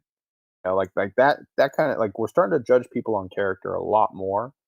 And then there's these group thoughts, like, where are you coming from? Oh, you're from that town, or oh, you're from this, rather than it comes from you're part of this ethnic group, because there's just nothing you can do with that, right? If I can say that you're a Republican, then I can start to kind of figure you out in some ways. But if I say that you're Indian, like, you could have thoughts that match mine and my music taste and my style. Like, it could be similar. Like, we could be brothers from another mother. Yeah, we can find find similarities, but the primary similarity will always be our genetics, like the similarity of the way we are. Like it's inevitable. Like we may say that we can have other similarities, but this similarity is also a similarity which is bound to be there. Like we cannot, even if we try to, we are that way, that we will try to relate with the people who speak like us, or who not speech, who appear like us, and then who speech, like we can form certain levels to it. Like first is how they appear, how they speak, how they do a certain, like, interests and the social norms which we follow. So that will be there, and it becomes institutionalized, I think, when the percentage of people in a certain institution are more. Like if the minorities are less, and that sort of thing happens. Like for example, if a educational institution has a lot of people of certain race, like the majority is of certain race, so the people who are in less number will be treated a little different. Like I can give you one example. Like in India, there's one university, there's a Muslim university, Aligarh Muslim University. Okay, so in that Muslim university, India being like majority population is Hindu, but in that Muslim university, maximum number of people taking admissions are Muslims. So Hindus, there's a discrimination against Hindus there. Same way you can see Banaras Hindu University, maximum population taking admission there are Hindus. Discrimination against Muslims. And you got Uyghurs in China. That is racism. You got people within the same. You got Sikhs and Shiites. And you've got. I mean, how's it racism? I think the better term for India. It seems like the better term for India, because almost everyone in India is the same quote unquote race. It's more of a colorism problem, because there's that's what I wanted to get in the race, because we're not going to sit here and deny that India has a problem with discriminating against and having suspicious thoughts about people of darker skin colors. We know that Bollywood does it. We know that there's a correlation between lower social classes and darker skin there as well. And I want to just ask. I not want to ask that. you a question. You don't think that there are It's not Western, just that Western much. factors of racism that Let influence the guy, colorism? let the guy from If you India speak because if he lived you there. go if you go if you go 2,500 years back, okay, 2,500 years back, when everyone like there is a lot of interbreeding that has happened in past 2,500 years. So you can imagine. So in before that, there was a racial segregation. There are people who came from Central Asia, like they say, and other regions, and they you know occupied the regions of India, and there's a local population that migrated from Africa, I think 70,000 years back. Negritos, they are called. So some went to Andaman Islands and some to certain part of India. So they are racially different. Like, and then they mixed, interbred, and still in the South India you will find darker people, and in North India you will find lighter people. So there's a racial element there. So if you're saying it's only based on color, where is the color coming from? Color is coming from races. So, but this difference of institutionalization of racism is only happens when the larger population governing or holding an institution, uh, discriminates against the people who are less in number, and that will always happen. Us and them will always happen, and the people in the number will always feel inferior, or they're the diaspora holding the power over an institution will always promote their socio-cultural norms and their other things over the people who are in minority. So Can I so respond? that is always going to happen. So yes. Okay, you don't think that there were adaptations along the line of color, that's of the racism past of Western colonialism, colonialism? Yeah, of the British. Yeah, British. I think there's one more element, that this caste system, like how it's seen, like I was explaining earlier, that everyone started living in tribes, like village tribes. Oh, you're not answering my And question. I said the colorism. what made this caste system more okay, it made it more firm. This caste system became more firm only because of Mughal period and British period. So what Britishers started doing was they started using people who were in higher authority and gave them greater power over the people who were below, and the caste system became more firm in that period. The people don't acknowledge this fact, but it was during British and Mughal period when the authorities, like when the rulers gave power to certain groups, and those groups were handling the people who were below them. So when the Shudras were, like, if someone bought a land, so that land was not sold alone. The people working in that land were also sold. So that was a practice, and it's a very economic way. Let me refine that for you. So it was actually serfdom, and then Pope Gregory came along and he created a caste system, right, which was used in European times. Okay, mainly used in the Western European, so like the England, things like that. But then they had to adapt to the Industrial Revolution, which means now you have employees of a 9-to-5 worker. They have their own money now, so that completely changed and shifted a lot of stuff when the Industrial Revolution came around. They came independent workers, where people can actually like learn to survive on their own, actually start having things like rights, creating the Enlightenment period. So it's really, you're talking about walking away from those systems. I mean, now you have a tier system where it's about education and money, right? It's not about your surname. It's just not important to you. It's And not because your we're leaving birthright from the anymore. monarchy past of the ideology of inequality. It's going away. Like Hold on, just but I think tearing it off. It's 100 years old. Yeah, no, but that because of that particular period of Indian history, people certain But the British social exploited cultural. that. Yeah, so I think Yes, we're found they used it. They used it, and they made the caste systems more firm. Like they in fact developed new caste systems which were not actually present. Like there are many there are many caste systems which are not Brahmanical. Like the Brahmanical systems which we see, like there are 4 castes and all. It's a Brahmanical ideal, but that's not present on ground. When you will go on ground, there are other hierarchies which were created and developed, and and its purpose was very different. It was very it had an economic purpose rather than just socio-cultural purpose, but it became a social-cultural purpose because it cannot be separated.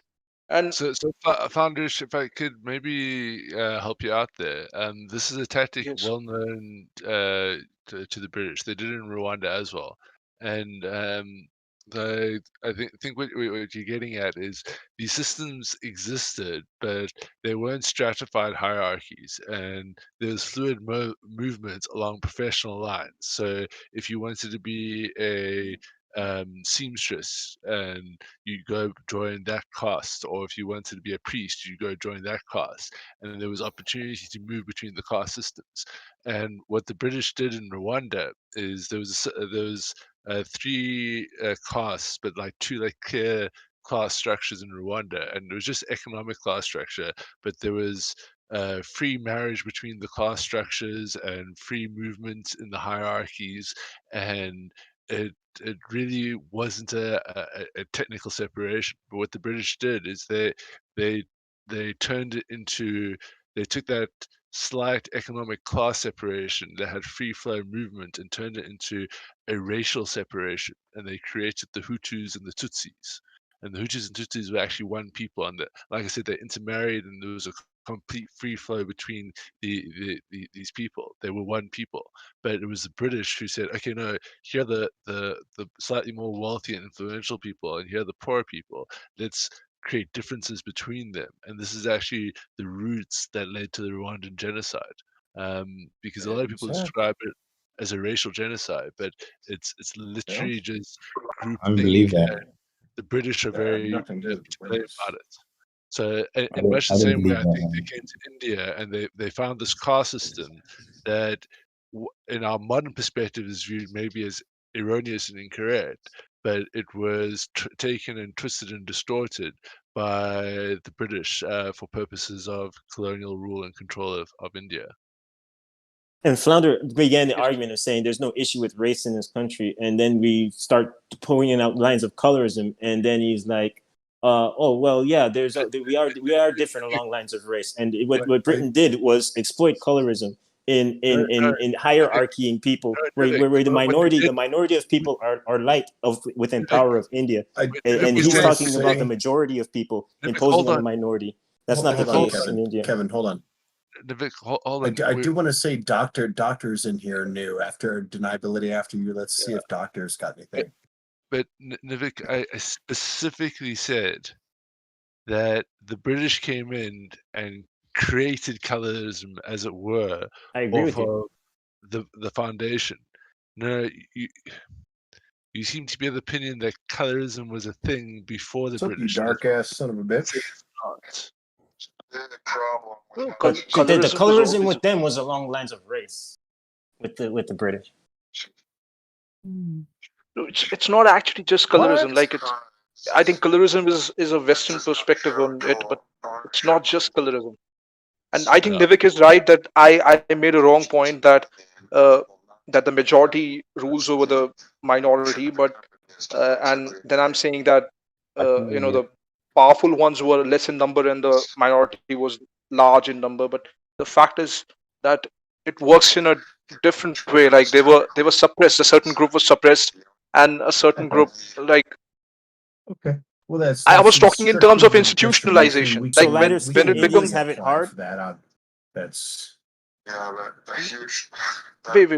I was talking. I was saying that those things about institutionalization, about the majority minority, it was institutionalization. But here the thing was institutionalized because of power. It was simply institutionalized because of power, because the king ruled and the priest, priest also ruled because of God and king. Like it was in every Western civilization. Like in England also, I think king and church had a prominence, and people went to church for faith and king for for rule and law. And same thing was in India. Like there were kings. It was separated. India was not a single country. It was very divided. I think Britishers made it one. It had several kingdoms. It had I think 700 or something kingdoms it had. So when I Google what's the most racist country, India is bright red, and every other country is a lighter shade. Wait a second. Whose opinion is that, though?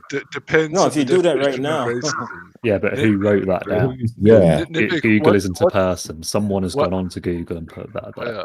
What's the definition of racism they're using, though? I would start there. Because like when you look at rape statistics, right? They'll say this horrible number, and you look into it, and you realize the definition of rape includes unwanted verbal sexual advance. Mhm. And it seems to be a really broad way of defining rape. And race.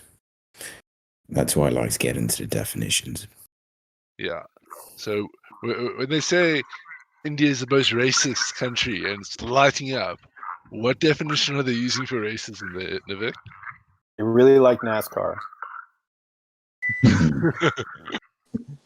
Well, I want to hear Feudal Founders' take on me saying that they have big issues when it comes to, I guess I don't want to say race, since it depends on on issues on prejudices, big issues on prejudices within India, or that have a caste.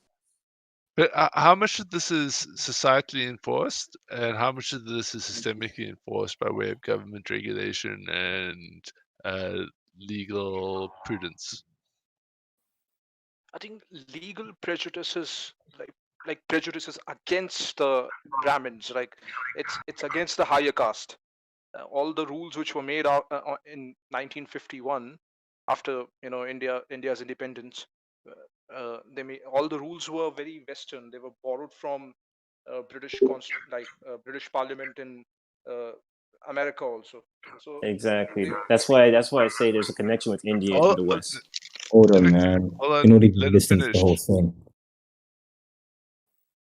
So legally or by the law, the protection of government, everything is very standard in a way, supporting the suppressed, the people which they considered were historically suppressed.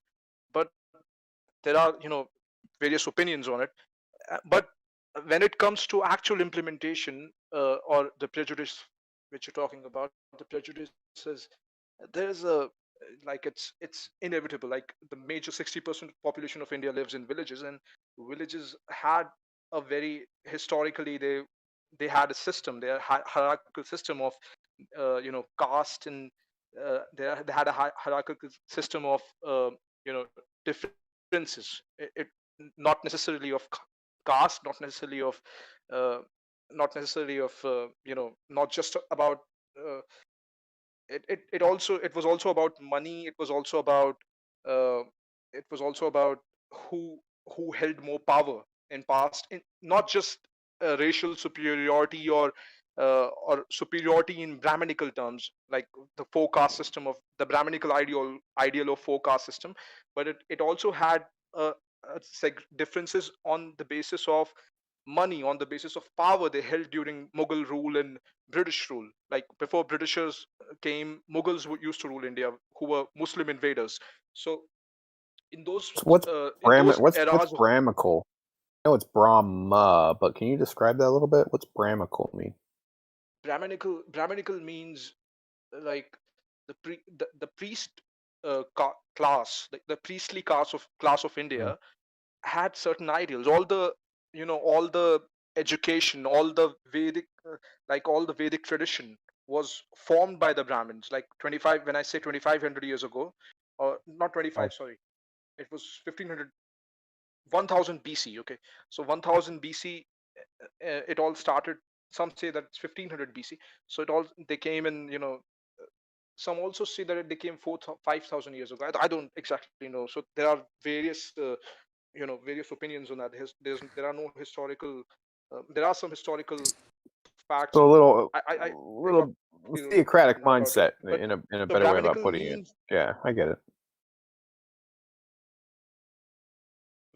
I appreciate it. I got it. get that. No, a theocratic mindset, like of religion, like there's this viewpoint of of the priests that want to. They understand the culture, they understand people's beliefs, and they want to make sure that that integrates right when it comes to a new economic or political system coming in. Exactly, but it's not present currently. Like it's not present in political way. It's not present. Like it's suppressed. The Brahmanical systems are suppressed currently. Earlier, it had a widespread power. Like in every, if you'll go to any part of the country, you will always find a Brahmin who is respected. You will always, irrespective of region, any Hindu society you go to, the Brahmin will hold a higher respect. The Kshatriya will come second. Kshatris are the warrior class. They will come second. The Vaishya merchant class, and then Shudras who actually were the indigenous kind of indigenous who migrated 70,000 years ago from Africa. So they mostly have that blood in them. So if it depends on how much the Aryans, the initial people who came from Iran mixed with the Shudra, like it depends on how the blood percentage of the Iranian blood percentage in mixed with local person, so local or indigenous person. So it depends on that. So yeah, it's the Brahmanical system here.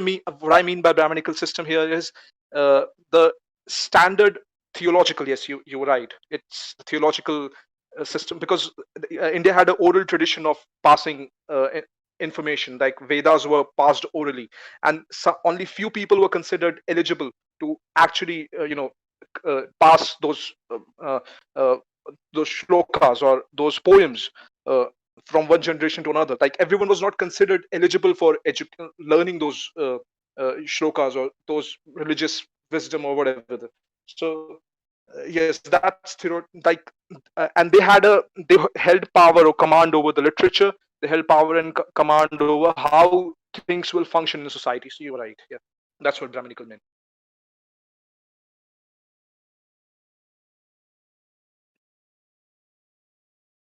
Am I audible? But yeah, we're here. It's just we're sort of lost track. So I think the original question is, question was, do you believe in systemic racism? I think was the original question. Do you think it's an actual thing? I think it's systemic racism. India is complicated. Inevitable. It's inevitable, I believe. Like it is bound to any system which will be formed in it if it has the people either holding the power over it, or power in terms of historical power over it, or the people are, if they are in majority, if it's a democratic kind of place. So if people who are in majority, they will always hold power over the people who are lesser in terms of power, or lesser in terms of number. Now, are you saying, right? Because to say systemic racism is unavoidable or unavertible is to say racism is unavoidable. Because I think racism is avoidable. I don't think prejudice can be something that can be erased entirely. And I feel you may be conflating prejudice with racism. Because they're two different. No. He's talking about a mindset. This so-called thing called racism. People are always advice along the lines of power and dynamic, and it can connect to this thing called race or culture or whatever. He's just talking about a mindset. That mindset will always exist, and if it's not race, then it will go into something else. And if so it's not that thing, and it just transfers. I think so even if those things are suppressed using. This is very crucial, Floundrish. What's the mindset? I'm saying that if even those new ideals of considering everyone equal, and those modern liberty, those new high concept things are made are propagated to the whole society, even then even then it can easily be removed by making it like putting a single by a single touch, anyone can remove those high concepts, and because it's wired in us, in my opinion, it's wired in us in the mind.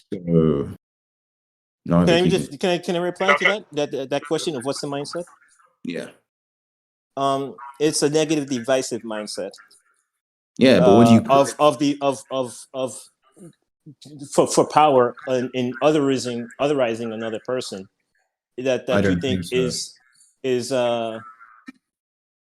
beneficial to you? What's that echo?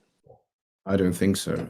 I think because you're saying that it doesn't have to be along lines of race. It can be along the lines of another along whatever device. Yes, race becomes a factor there. Like that's my point. Like, you're not listening. You guys aren't listening. That's my point. You really cannot get rid of prejudice, which is what you guys are talking about, but you don't want to call it prejudice. Yes, you want to call it racism, which that's where I would disagree with you. It's not racism. It's prejudice. What if you're prejudiced on the basis of race? Along race. It is prejudice. You can use prejudice to support your racist ideals. Does not mean prejudice itself. Have you revised your definition of racism yet? I gave that to you a couple of minutes ago, a couple of hours ago, however long we've been speaking, and you agreed on that. No, I pointed out that your definition of racism didn't take into account many other forms of racism. For example, someone who considers their own race to be inferior to others. So I assumed you were going to revise your definition after that. So your argument, there's no such thing as race? Is that what your argument is? It's a huge strawman fallacy. I'm hearing people talk on both sides of the fence. They're claiming race doesn't exist, but racism does exist. At the same time, right? Well, Bruno's saying it's a prejudice. They're making both arguments. They're incongruent arguments. If there's no race, then how can you argue that somebody is racist? Exactly. I'm acknowledging race based off how other people see it. It's about power. It's not about being right or about truth. That's Flounder's argument. He's saying, hey, this thing would always exist. If it's not this thing, then it will go into something else. It's not really about race. I can explain a different way of how systemic racism may always exist. The definition of race changed throughout the past. Is my microphone on? Yep. Okay. I wasn't sure if anyone heard me when I was talking. So here's why systemic racism probably will always exist, but how you might be able to fight against it. Just do just a small thought experiment. If you were going to create a system, to say any person or any animal, if you were going to create a system, what would be the purpose of that system? And one might suppose that the purpose of creating a system would be to benefit yourself and those around you. And I think that would be hard to argue against. Like almost no animal, no bird makes a nest that it didn't create just to benefit itself and its own offspring. Humans don't create systems to benefit people other than themselves and the people around them. They don't just randomly build systems, but they build it to help themselves. And if you believe in the concept of race, then it will not only help yourself to create a system, it will help other people that are like you. So a distinction between race would have to be people that are not like each other. So any system that's being built, if it helps you survive in a competitive world, it will necessarily be at least neutral, if not detrimental to other beings that are not like you. That are not really. That's how racism changed over time, because people worked in the mutual. Any system that is created will have a differential impact. So the common definition of systemic racism is a system that was built in such a way that there is a differential impact across the races. I mean, that's kind of how it is now. Well, if you go that, intentional, right? So it doesn't yeah, have to be. It doesn't have to be.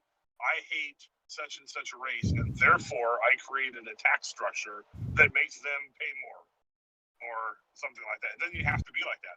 It's just I But create a tax that is structure racism. so that it benefits. No, but that would be racism.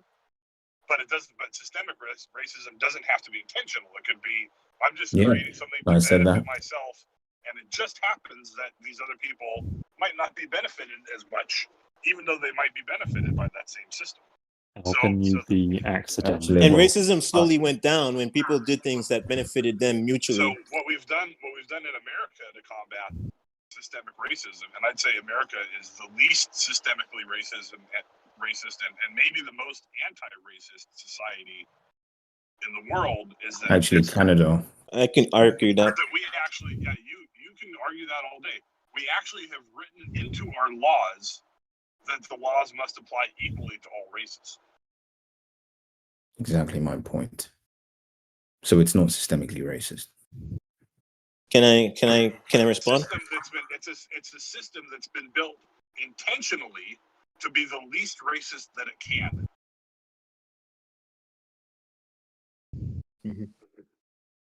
See, America has an opposite pushback on the left. Yeah, I think I can't take this. Is he gone? So that's my did Bruno just rage quit?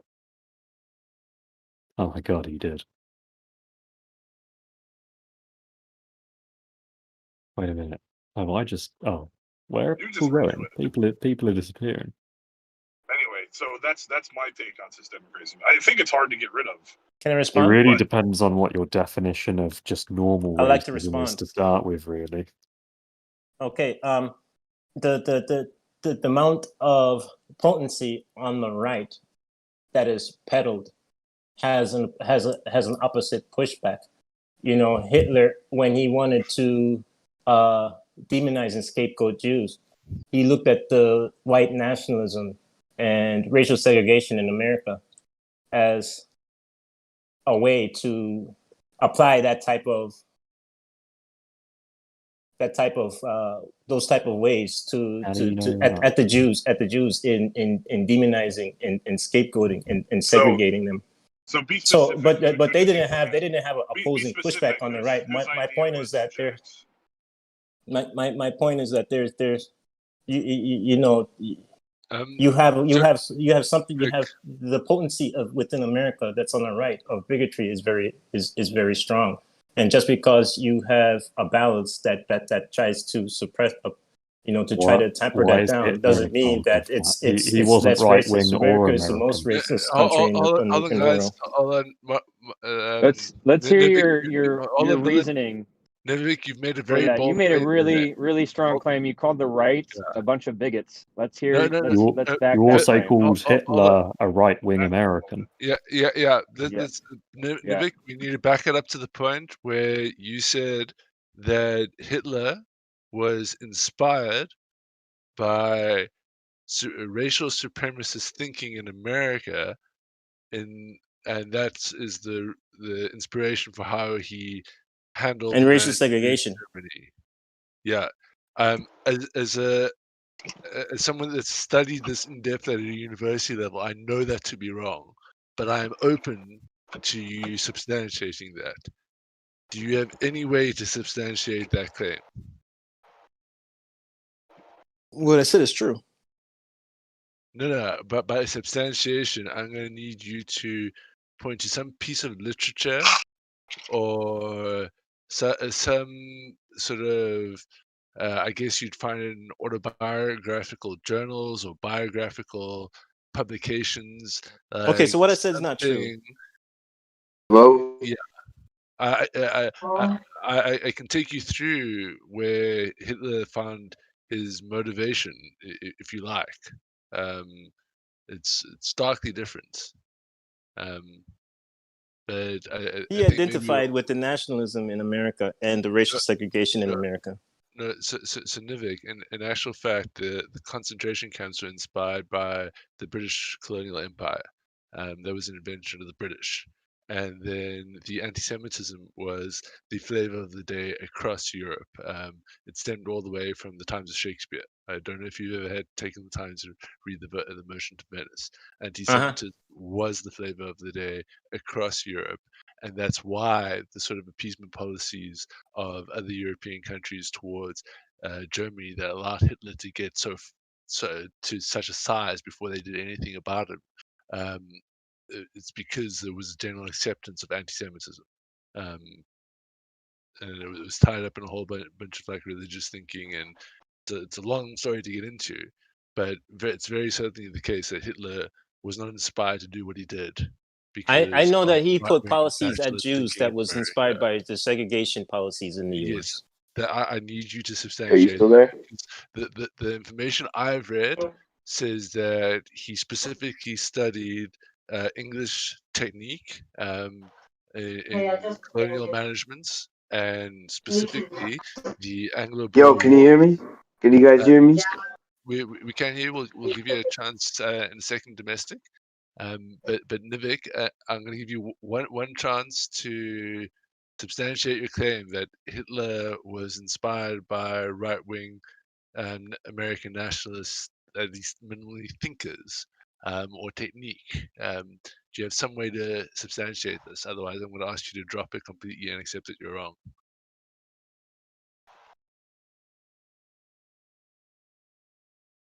I acknowledge what you're saying of the things in Europe that was against the Jews in sentiment, but I'm also pointing out other factors that contribute to that as well. Yeah, I'm not reading it out, but as someone that has like specifically read a shit ton on Hitler, the Second World War, and the Russian revolutions, I've Well, I yet to didn't come. read a shit ton. I just read that the policies of segregation at blacks, he was modeling those policies off of Nivik, he's being like, he's like taking a long time to like be polite. And we're just asking, you're making claims. Why do you believe those? Why do you believe the things you're saying? Because none of us agree with you. So what made you So believe that's just those me. things? That's just I just looked at it. I was looking at it on YouTube. That's all. Yeah, I would question your source there, because I've read a number of scholarly articles on the subject, and I've yet to come across any claims of right-wing Acknowledge your national claims. thinking I'm wanting you. I'm telling you to acknowledge Hitler in mine. any way. I'm asking you to provide yours. Like, if you can provide me with the source so that I can interrogate it for myself, I shall do so. And if Just there's go on merit to it, YouTube then and just look up what I say. If he made policies off of segregation, it's not hard. No, I want to specifically know from where you. Okay, you want me to like recite things of like some type of detail kind of thing? Like I could tell you. I could talk to you in general. I get it. I get what you're trying to. I get what you're trying to do. You don't want to acknowledge what I'm saying. I can tell you one of the most problematic like things that until our conversation on abortion the other day with Scott, one of the things that I struggled most with abortion was an argument that Ben Shapiro put to me, and I repeated it many times to many people because I found it challenging, and I wanted to get over it, and eventually Scott helped me in our abortion conversation to get around it. But I knew where the dispute to my reasoning came from. I know who put it to me, and I knew specifically why I was troubling. And I just expect that if you had a similar experience and like this discovery that American right wing nationalism had influences on Hitler, that you'd at minimum go and racist segregation. Like this guy here is saying this like. And I mean, if I were in those shoes, I'd minimally look for alternative sources. But yeah, I don't know what to tell you. I've dedicated like 5 years of my life to like studying. I get all of that. I get all of that. You read a billion things, and my couple lines don't mean anything. It's not possible to read all of history. I don't claim to know everything there is to know. It's just all I'm saying is you're just trying to disqualify me off technicality, man. It's like what you're saying is you're the first person I've come across in my entire life that has posited this theory.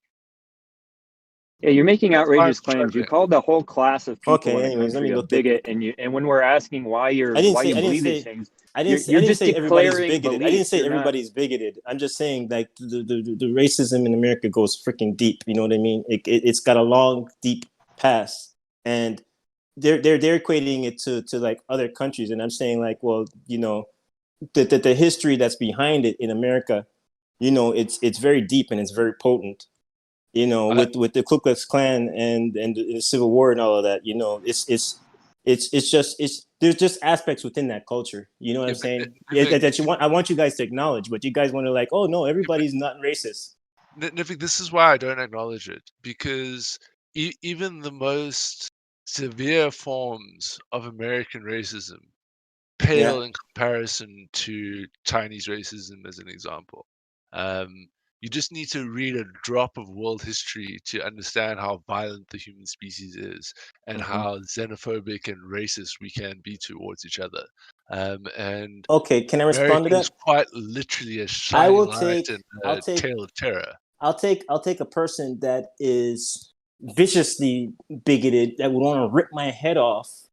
You know what I mean? If within the sight of me, just being that way as a person over ideological, you know what I mean? A promotion of that mindset, like with eugenics, you know, and you know, or of Nazism or the Klan. I'd take that more. I'd rather that. So people are like, a lot of the times, a lot of the negative influences that that influence other people in doing a lot of those racial things in other nations.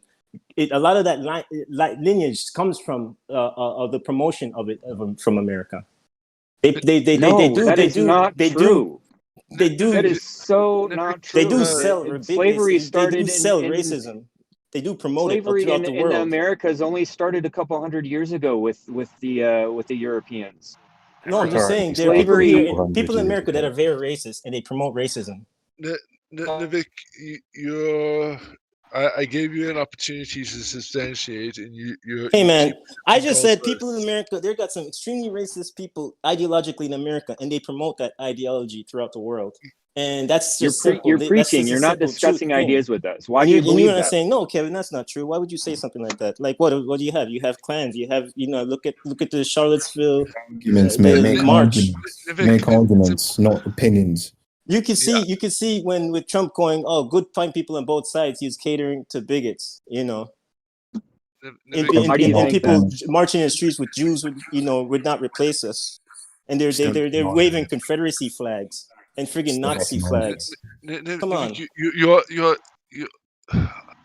I don't know if it's me, but you're making claim upon claim upon claim, and you just you're galloping on and on and on, and I'm like never sitting here supported. waiting for a salient point. And I don't know if it's just me, but like I feel like I want you to just maybe take a step back from the conversation and take a little breather, because you got into some dicey territory there. You're given opportunities to Jim Crow, racial segregation, Nazism, the Klan, Confederacy. You're shifting onto other things that are like a ton of stuff that is ideologically. Hold on, I'm talking to you now as moderator. Yes, all that stuff happened, but like. You were asked to substantiate a very bold claim that you made, and instead of doing that, you keep shifting goalposts to other things. I'm now getting a little bit tired of that. You're going to take a 10-minute break, just to take a step back and refresh back into the conversation. Welcome, Limper. I hope I said that right. And Das Kitchenat. You guys are new to the chat. And either of you want to jump in on systemic racism? No takers. Dr. Doolittle, Mace. Hello. I wouldn't mind going back to definitions if anyone wants to do that. Yeah, let's do that. Is Bruno's definition still a superiority complex based on race? Well, this is it. Well, it's a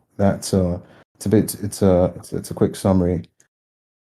So what about those who have an inferiority complex based on race? Just hold on. So my definition of race, I think a racist is a person who thinks that their race is better. Now, for whatever reason, is irrelevant at this point. The race is better for X, Y, Z, and then that conclusion produces hatred, bigotry, and whatnot, right? So you can have someone who believes that their race is inferior, but does not hate their race, right? Still feels part of the group. So that doesn't mean because they feel their race is inferior, hence they're racist towards their race, right? I think I want to touch on a point you made. You said somebody that thinks Hang their on, race let him is finish his. better. Hang on, he's explaining his definition. Let him Oh, I finish. think I'm almost done. I just want to quickly. I think the main point of the definition is, you think your race is better for whatever reason, hence, then it produces bigotry, prejudice, and whatnot, hatred. So what happens if you come across someone who actually believes their race is inferior to other races? What happens when you come across them? Yeah, would you class that person as racist? No, I just gave you why. I just told you why.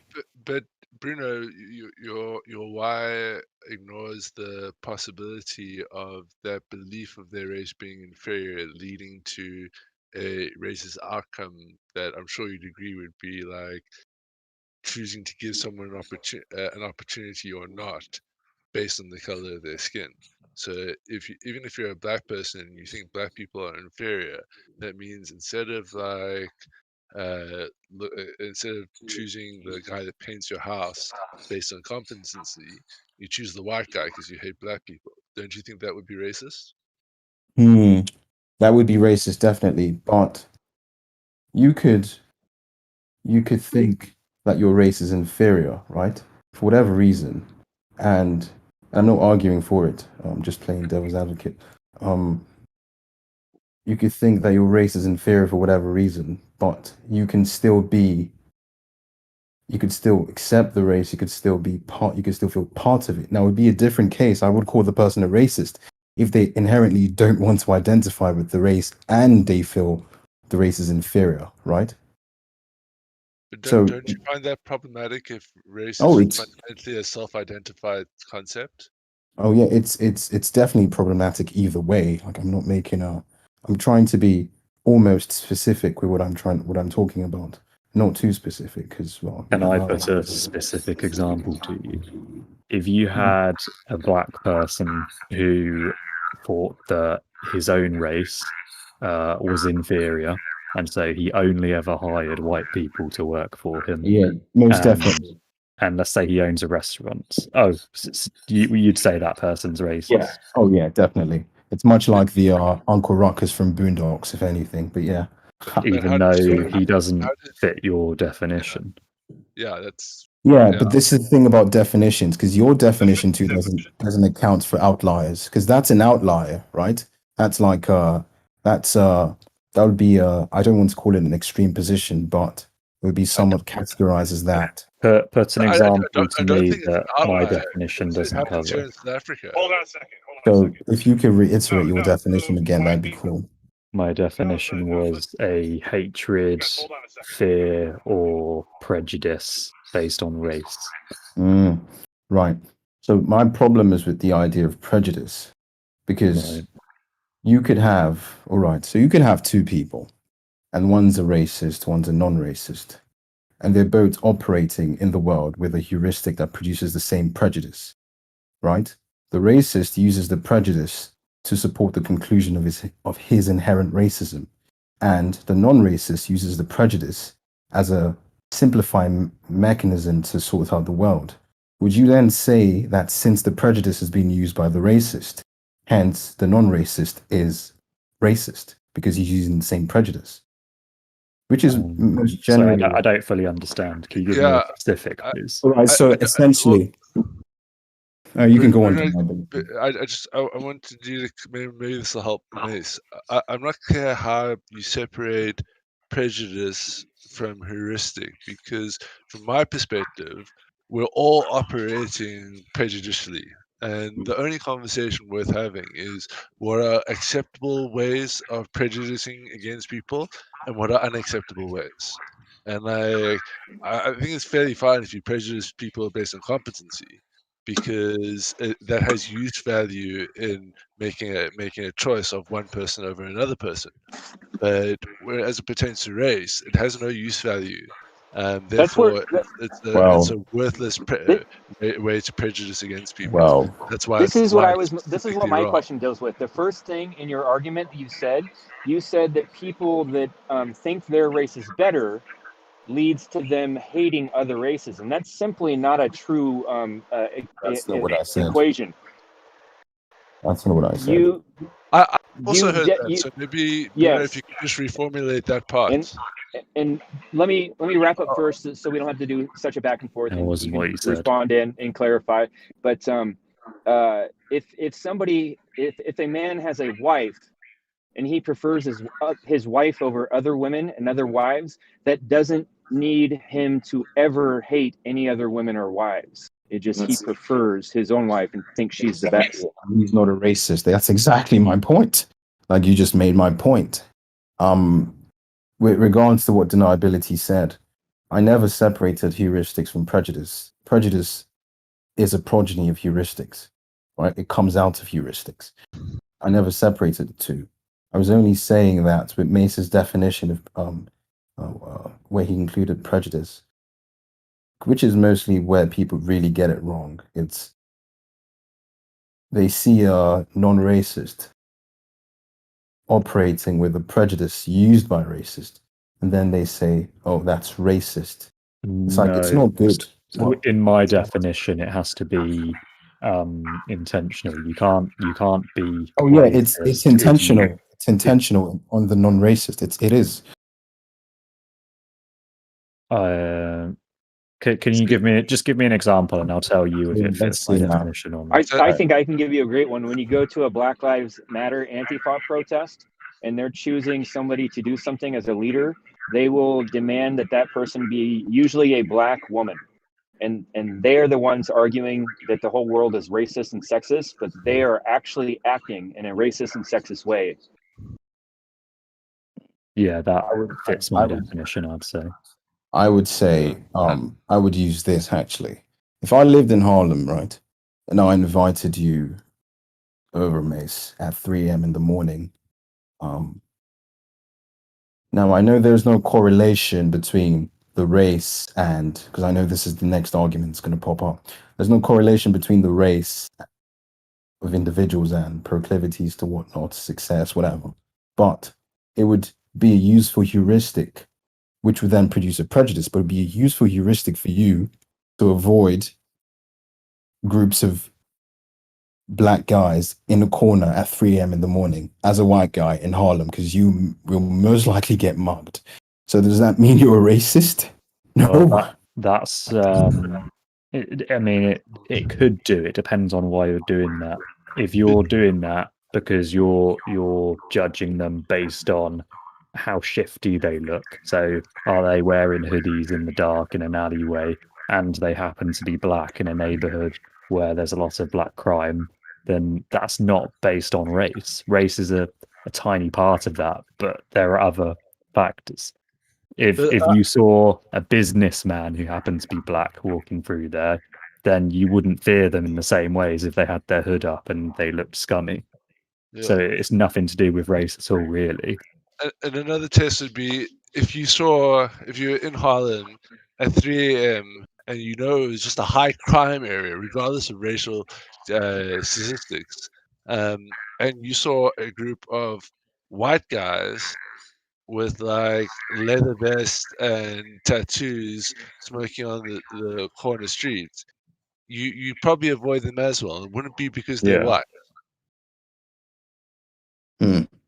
Say that again. I was sort of zoned out a bit. So if you were in Harlem at 3 a.m. and you passed a bunch of white guys with tattoos and leather vests and like all built up and like smoking on the corner street, like just like a group of like 8 of them sitting on a corner street at 3 a.m. in Harlem, I'd fucking avoid those people too, and it wouldn't be because they're white.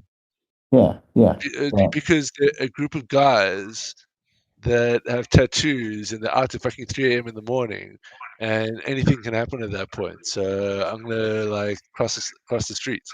Well, I think Bruno's argument was you would feel more intimidated if they were black, but I honestly, I don't think the fact that they're black is the issue. It's the fact that they are dressed and acting in a certain way. I think so. I want to point out a distinction here between certain cultures. The example of the white men dressed up like biker gang members. Normally, white men who aren't biker gang members won't dress like that, even close to that. But in some black communities, they're like, I think maybe like gangster rap culture kind of influences this a little bit. But there's like a certain like baggy hoodie sweatshirts or the sports jersey outfit. You'll see people that are in groups of gang members, and I'm not articulating this well, but I think you know what I'm saying. Sometimes there's a more distinct look in the way people dress in a subculture between the criminal aspects and the non-criminal elements, like the biker gang versus the like regular white college frat boys. But I think there's I agree. Where I struggle is I know for a fact, as much as people want to point to drug dealing and low level crime as the real shit that's going on, white collar crime perpetrated by Harvard educated white collar CEOs is far more dangerous to society. And yeah, but the issue we were talking about was violent crime to an individual. Yeah, no, fair. On a but I just find it problematic because it doesn't scale up, as it were. I would just like, for me, it's not even. I just want to distinguish when someone's being prejudicial and when someone's an actual racist. You know, I really like that. That's what I would do. So if they're prejudicial on the basis of race, and that is the sole basis for their prejudice, then that's racism by my definition. Yeah. Right. So like affirmative action policies would be racist by that definition, and I'm comfortable with that. Then I would agree with that. Because I thought you just meant prejudice. So okay. No, yeah, we're seeing that now for the first time. They're I acknowledging it by what's happening to college admissions. I added because prejudice on the basis of race. That's the important part. When it's the non-dominant culture, when it was white people being reduced a little bit to allow more black people into the college, there wasn't such a focus on that being wrong. But now that Asian Americans are largely having to have far higher scores than other groups of people, and they're having a hard time getting admitted to some level to colleges. Now that issue is coming up as like, hey, this is actually racist. But when white people say affirmative action is racist, nobody takes it seriously. But that's because I think a lot of people operate off of Bruno's definition, and I get that Bruno meant something else. I think the base of Bruno's definition, like making racial supremacy a key part of the definition, is what sort of allows people to get away with racism against white people, as it were, because it doesn't come from a racial supremacy perspective, as it were. And I would say with the affirmative action thing, most people generally see that as a diversity inclusion thing, which is why I'm not arguing for it. I actually think it's a stupid thing. And that's why they don't actually think it's racist. They think it's, you're including those other ethnic minorities who are underrepresented. If you were doing it as diversity inclusion of majorities, say you're let's say you're in a white country and you only hire white people, you're doing it for white diversity or whatever, because you want to get all the different white skin tones or something. That you could make the very same argument and say that's not racist because it's for diversity. It's still racist. Well, Yeah, so if the basis of your decision is race instead of on a characteristic that matters, then that's racism. Yep. Pretty simple. I had a question. I think it was I can't see everybody's name. Deniability. It's a word in the English dictionary. It's not made up. Yes. I promise. But I'm kind of name blind. I'm like face and voice, like I remember easily, but I have a hard time remembering pronouns. They don't make any sense. They're just made up. But anyways, your claim that the English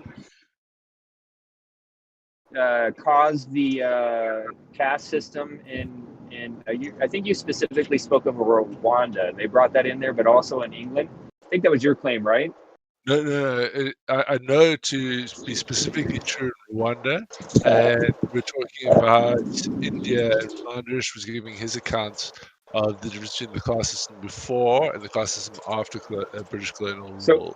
I'm curious why you think that, because I'm wondering if it's actually something that they did, like that you actually know that they intended consciously and acted out, or if it's the phenomenon of advanced white cultures entering less advanced, darker skinned cultures like South America, where many cultures would think these people were gods, and they'd actually have people like powdering themselves to like try to look like them.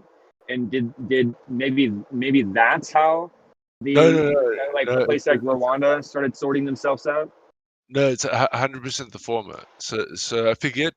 I mean, this is almost 20 years ago that I wrote this paper, but I forget which is which. But the Hutus and the Tutsis, and one was basically the upper class, and the other was the lower class, and there was no stratification between the classes. So you could move up, the classes could intermarry, and they spoke largely the same language. And the British came in and specifically segregated them and started giving preferential treatment to the higher class group, which I think were the Hutus. No, were the Tutsis. And then and basically the British had such a large empire they couldn't like send standing armies to control entire countries. They had to set up like some sort of bureaucracy and leadership control and infer local power. And what they did was they took the higher class and inferred local power and made them like mini lords, so they could like basically do a negotiated deal with them to control the country instead of trying to get the supplication of everyone there. And then those people would in turn, empowered by the British governments and being armed by the British governments and given all the tools to control the population, went about controlling and segregating the population. And then after decolonization, the sort of class structure stayed in place. And then popular radio shows popped up for the Hutus, and there were talks of violence towards the Tutsis, and it became this whole racial thing, which spun up into a massive genocide. When in actual fact, there's no genetic difference between the Hutus and the Tutsis. They are the same people, but things were made up, such as like much like World War II with the Jews. They're saying you can spot a Jew by the size of their nose. In the case of the Tutsis, they were known to like have flatter noses than the Hutus, which is actually complete bullshit. And it got like a lot of people that weren't the targeted victims killed as a result. So yeah, it was very much put in play by the British. So there was no skin colorization difference between them? No, it was entirely class based. I thought somebody was claiming that they had lighter and darker skins between them. No, so that was the case in India. So I just brought up the story about Rwanda and how I know the British operated there to sort of support the claims Flanders was making, because it sounded like the British had done something similar in India as to what they did in Rwanda. Yeah. I mixed up details.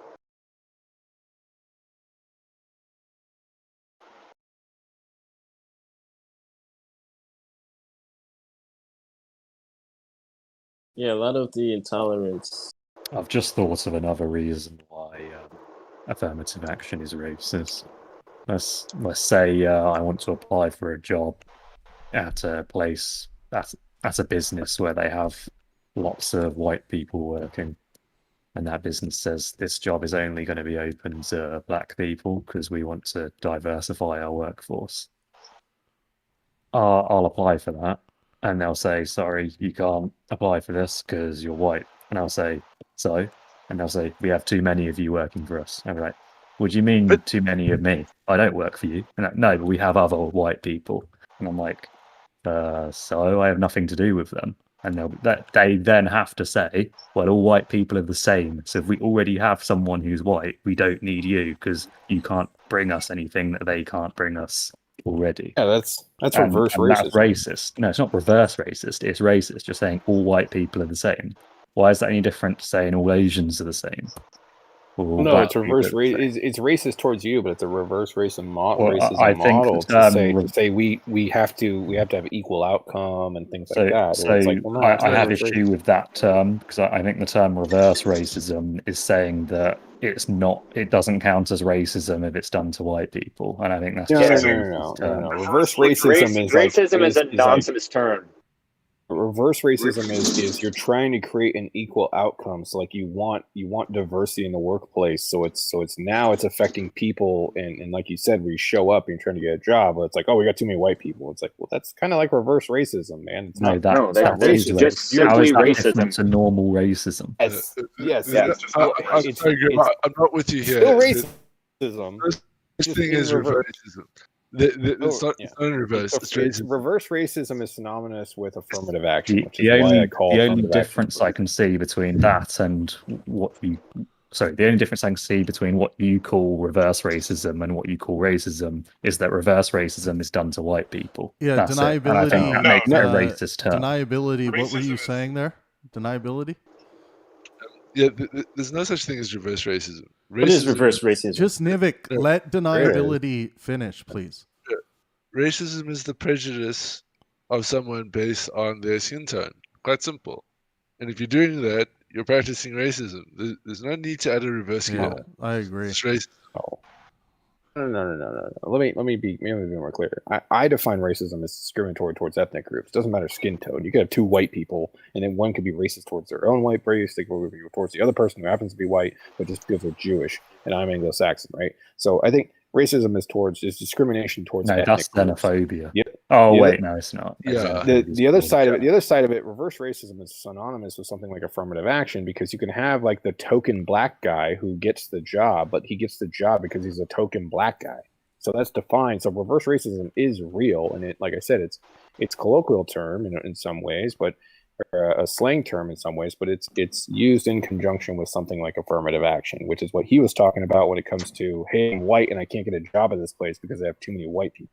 But it's a different. Okay. Yes, it's a type of racism. It's kind of like saying if somebody's being.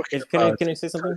Hold on. The aspect you're talking about is a token black person, right? That's different from someone being rejected from the job. That's a trouble with self-perception of reward and if it's justified or not. And under that, I could maybe see internal reverse racism and self-doubt and all that. But when you're talking about reverse racism as to white guy not being able to get a job because he's white, that's just racism. Yeah. No. He's saying that the racism that exists in society, it is being there's a cause and effect of that of it being flipped and saying, well, therefore, we're going to do this of discriminating to you just because you're white. But all that because there's such thing as racism against blacks. We're gonna that's the old. This is. But finish your thought, Nivik, and then Dylan, you can follow. Yeah, I understand what you're saying. You're saying because it exists in society because racism exists in society, the response would be, well, okay, this is what we're going to do. We're going to flip it in a way along the lines of race and saying this person just going to get it just because they're black. And I don't agree with it. That's not solving anything. But yeah, I do see it as a reverse racism. Go ahead. Why is that different to normal racism, though? So I it's think a type of racism. Reverse racism is a nonsense term. It's not a term born of logic or reason. It's a I just logically born mean- of it's born of ideological valuing from a certain group. It's born out of college leftist professors to diminish it's the idea that racism is not racism unless there's power, which is something they're doing a word switcheroo. And then they say that it's reverse racism if it's towards whites, to diminish racism that happens towards whites because whites are in power, supposedly. It's a nonsense term. If somebody is discriminating against you based solely on your race, not your merit, not your behavior, none of that, it's racism. Well, I don't think it really has anything to do with white people per se, but here's the definition. Reverse racism or reverse discrimination is a concept that affirmative action or similar color-conscious programs readdressing racial inequality or form of anti-white racism, right? So they're just using anti-white racism, but you can apply reverse racism in any country full of all black people. It really doesn't matter. And it could just be based off their tribes, right? And then just be like, oh, well, we have too many of this tribe working here, so But so that would be I get what you're saying. racism. But then if you're the type of guy, hold on, let me finish my thought. But if you're the type of guy who is getting put in that business because they need one of you, right, as the token dude, right, to make sure that they have equality, that to me is reverse racism. It's like you're not being hired off your quality of your character, of who you are, you're being hired because of your fucking skin tone or your ethnic. Nobody has been able to explain how that is different to normal racism, though. So it's a type of racism. But I'm sorry, Grim. I'm with Lynn here. I think you've taken a propaganda pull that's designed to make it sound like less than what it is. It's just racism, plain and simple. It's just how you frame it. It's elevating someone because of their race, or de-elevating someone because of their race.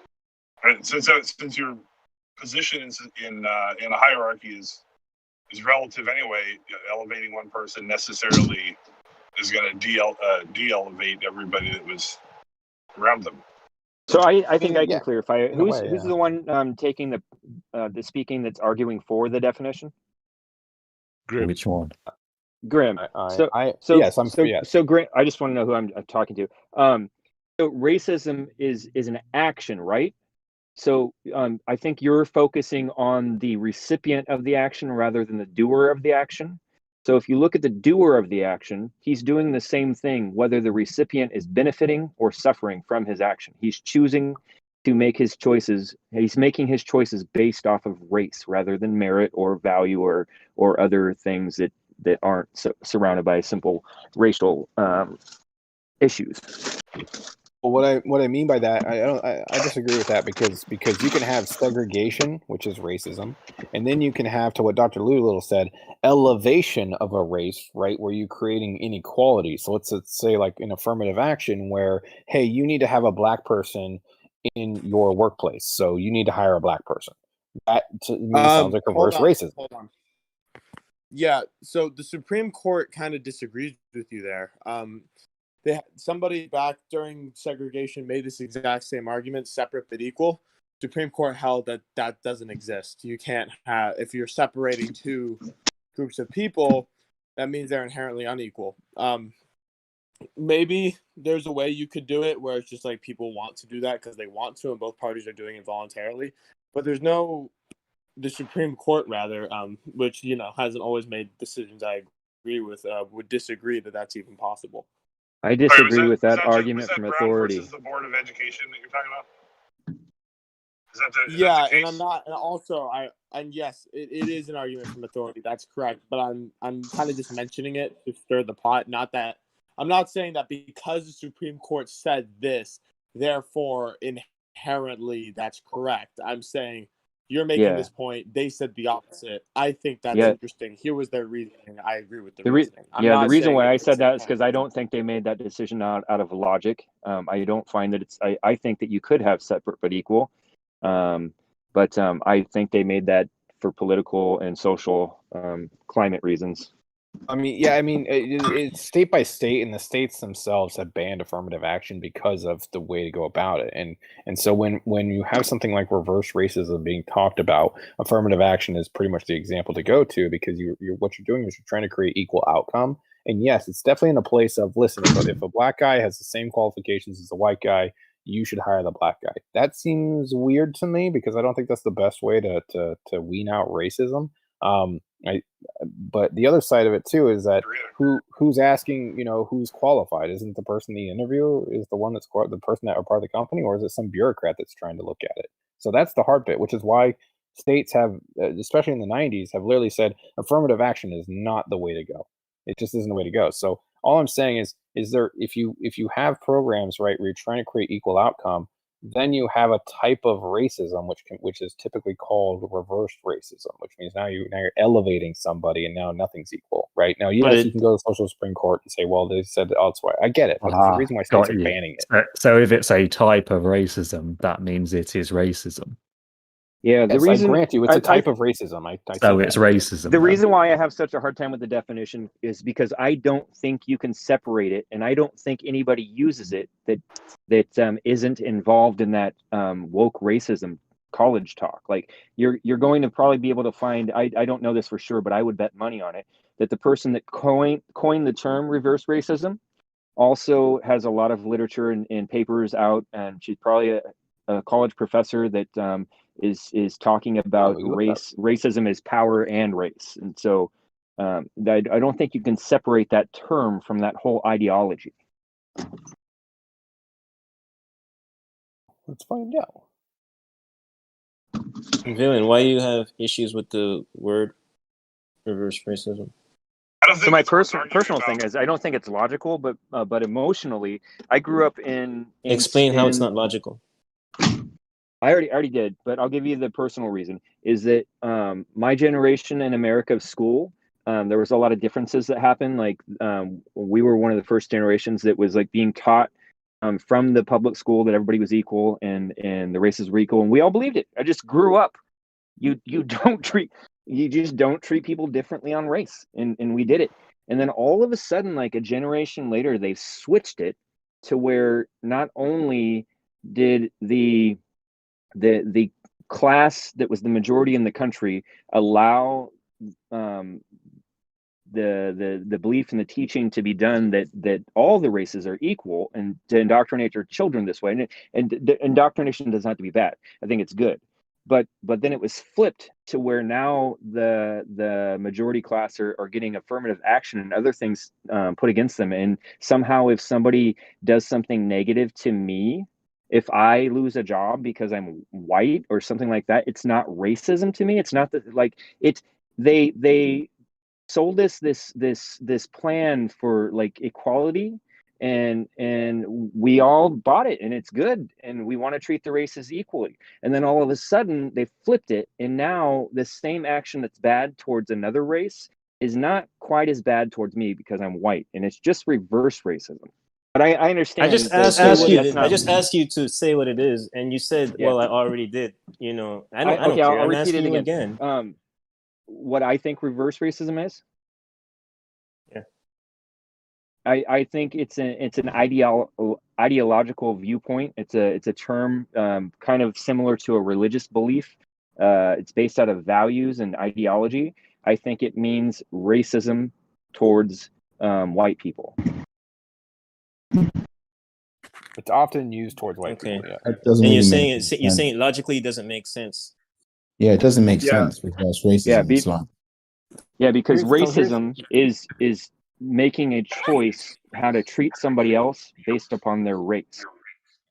Yeah, that's right. Since racism doesn't have an explicit mandatory direction in its definition, saying that you can reverse it is completely illogical. It's an omnidirectional phenomenon. Like the only so I think if it doesn't make sense. Yeah, if we were going to use the term, make a term reverse racism, the only logical thing that could mean would be like equality of racial, like treating people equally as races. Like that would be reverse racism. But you would just say it's actually a legal term. To be clear, it's actually a legal term. I don't care if there's an authority body that makes up a term that doesn't make sense and says it makes sense. I don't. that's an argument from authority. Because it stems with the Here, let me premise of post to you somebody what being it racist is. against another person, and reversing it would be saying that person's racist. So they're just doing things of making things more equal based off of racism being done to that person in reverse racism. The premise of the racism stems from a person being racist, and flipping it around and doing something beneficial to that person that the racism is aimed at is saying that that person that's being racist to that person is racist. That's how I see it. That's a logic behind it. It's kind of like a person being racist to another, and so you're just reversing things around of just doing things beneficial to that in person my that's being example, bigoted where I against. was turned down because of my race, I had not been racist to that company before. They're being racist to me and they don't even know me. Yeah, I have a friend that it happened to. He actually went through a lawsuit and won. He was working for a popular multinational corporation, and he was moving through the ranks, and he came up at time for a bigger position to be filled, and it was clearly his position, and his boss told him, like, sorry, I can't give it to you. They need me to hire a Mexican. That's fucked up. See, to me, See, that's affirmative so, action Dylan, is not right. I posted- agree with you, Villain, that it's wrong. Affirmative action is wrong, but I'm trying to go point to the point of premise of where it comes from. There's two sides to things, and you have to look at one thing of cause and effect when it comes to things. People just are looking at the symptom, and they don't understand, like, sometimes there's another side that pushes things too. I see that the left and the right do use race. They strategically in the right doing things in using it as a tool to their advantage, and the left does that too. And I don't agree with affirmative action. I agree with you guys on affirmative action, because it's just gonna go. You really want to solve things. You don't really want to. I'm not. Yeah, we're not going to cure and racism. Dylan, I posted in the chat reverse racism. I'm not arguing from authority, right? I'm appealing to authority, so it's not a fallacy I'm trying to build here. Just saying that is a term. It's being used. I just looked it up, and it's actually been used in multiple court cases. So it's not an argument from an authority. It's not being used in it's referencing. It's referencing. Revolution is I agree, because the ideology that's been the long march through the institution is winning, and they're getting into all the institutions. Yeah, I'm not so sure what that means, but no, he's right. Yeah, I know what you're talking about. regardless. Point is that racism can come in many forms, including this term reverse racism, which is you're trying to create equal outcome. Okay, so when you try to create equal outcome, that's very dangerous in my mind, right? People that try to create equal outcome. I think you should create equal opportunity, which is the best thing, but you also should go about it in the best, healthiest ways. And when you have something like affirmative action, you're trying to create equal outcome. You think it's equal opportunity, but look at your outcome. You're trying to create equal outcome, and that's just going to create disparity. It's going to create problems. And who's the best judge when it comes to finding out if this person is a racist or not? Well, it's usually the people around him. It's usually the people working with him. It's usually the whistleblowers that are saying, hey, this is a racist situation, rather than, oh, well, we looked at, you have 2 Mexicans, 3 whites, and 2 Asians, so we think maybe you're racist. And that's where the SJW shit pops in, and that's where just a lot of problems get caused. And I think that's the equity thing, right?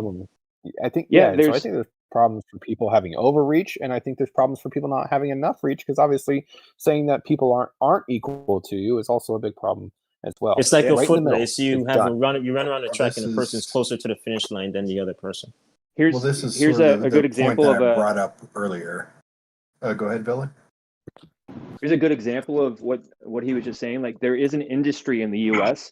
that affirmative action is raising a big issue, and it shows choices between different ethnic groups. So in EMS, firefighting, and ambulance work, it's almost all white, almost always. And like certain areas like Detroit and Chicago, they've actually had programs well, they'll offer like a $10,000 sign-on bonus for minorities, like for like Black people and Hispanics in general. And even when they do that, they still won't apply for the job. It's just Why do not you something. think that is?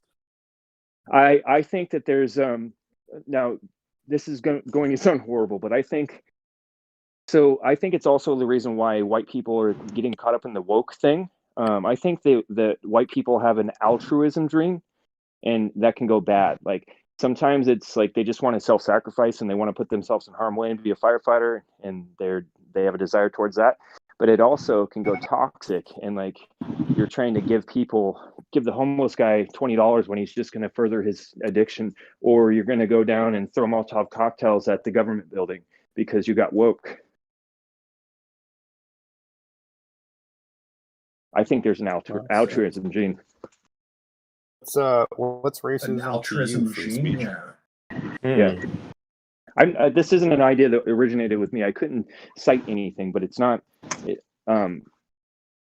There is talk about this kind of thing. Yeah. Well, I mean, we see the same kind of thing in like elephants.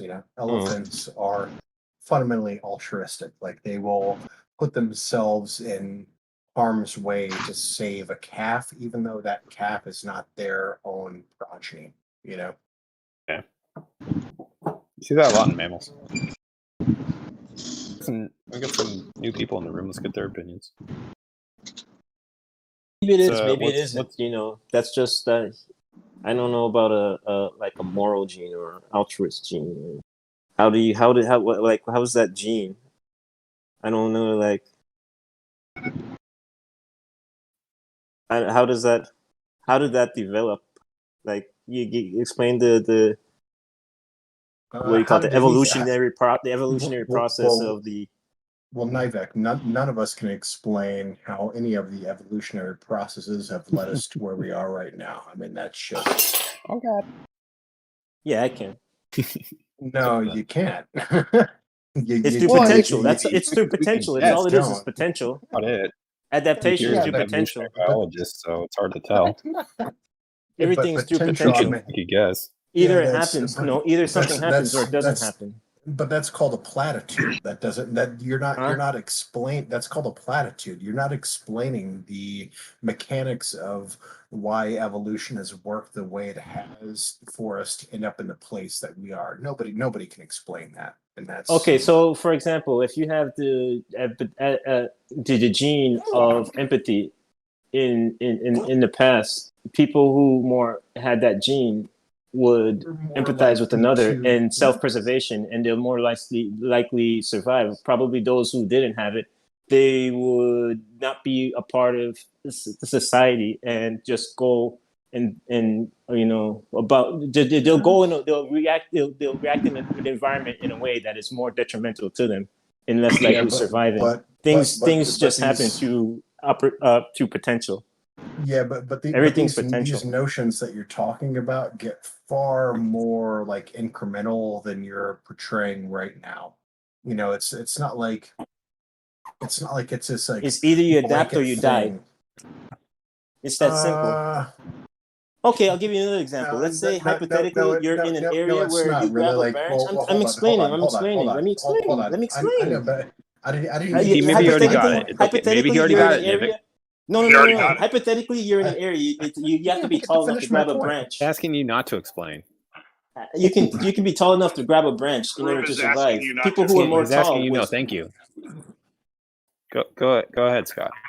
Let him respond. Nivek, what I'm saying is this is the kind of thing people will say, like, oh, it's survival of the fittest, without understanding what survival of the fittest actually means. Like when you talk about like, oh, okay, I was able to reach a branch. Yeah, that might be one aspect, but there's also this aspect of like people who are overweight now. What would happen to who are people who are genetically overweight once all of a sudden we have a lack of food? Those people who are genetically overweight will be more adapted to be able to survive in a world with less nutrients. Do you know what I mean? Like, so this idea of survival of the fittest Like people have to break away from this idea of thinking, oh, what it means is in my idea, these people are the most adapt to like survive in what we understand right now. That means fuck all, you know?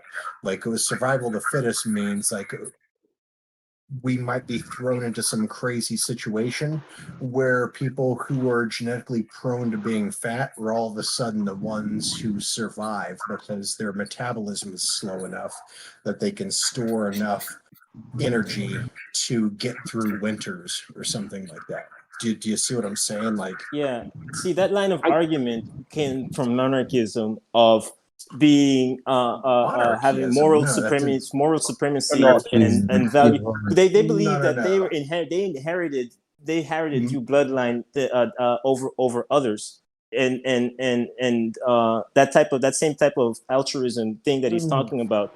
People, I'm pointing to an example where it was taught like that in the past of a group that was shown was just to be BS, you know, with the inbreeding of monarchs. They thought because they're what they are, they're inherent moral supremacist values and altruism and just supremacy over others. Why you know, they were anointed by God, as you know, and other people. They were just less than that type of that. I'm going to where that came from. So you know, the people made that argument that wasn't along the lines of race. So you know, and it was shown to be bull. So I'm just making a contrast here. Is where I'm getting at with that altruism. I think it's BS. So I think we're touching on a really hot topic right now. Yeah, go ahead. As far as I understand it, this is a current hot topic. I'm just coming to understand it's a hot topic, but the idea of evolutionary group selection in humans. And I hear people on both sides, the one saying it's real, and they say that they've got studies and it's undeniable. And like Brett Weinstein will say, no, human groups were too small for that to be an actual theory. But it's how I think group selection actually, from my point of view, I'm a novice at this, but it makes sense to me. So I think the reason why there's so much wokeness amongst white people in the Western culture right now is because Western culture is basically European culture first to some extent, and Christianity had its roots as the dominant force in that world for like 1,000 years. So in that belief system, they held valued self-sacrifice and altruism. And so what type I of think, belief? But that belief system was it Christian? Was it Christian belief, or was it more liberal belief? White culture, Christian, right? They're belief. contradicting. They're people. They were contradicting cultures within society. So I'm wondering where you stood. Are you more of the Christian values type of thing that your approach that you're coming from, or you're more of an enlightenment type of person? Because a lot of the wrongs that were done in the past of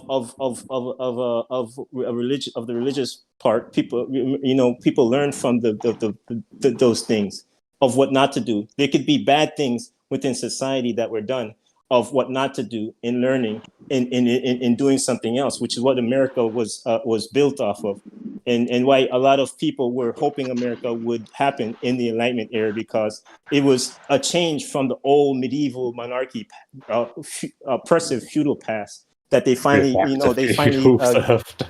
America was the great awakening of America. That was setting something new.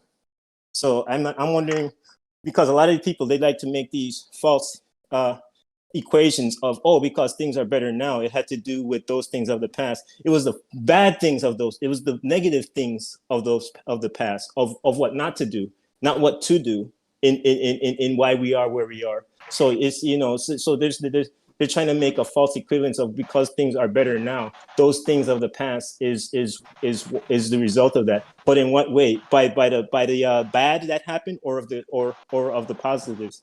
And it was a lot of it is by the bad. That's why the forming of democracy, monarchs thinking like, what, people rule? That's the peasants. That's crazy. You should have a system of a king, and you should have a system of serfs, and that's it.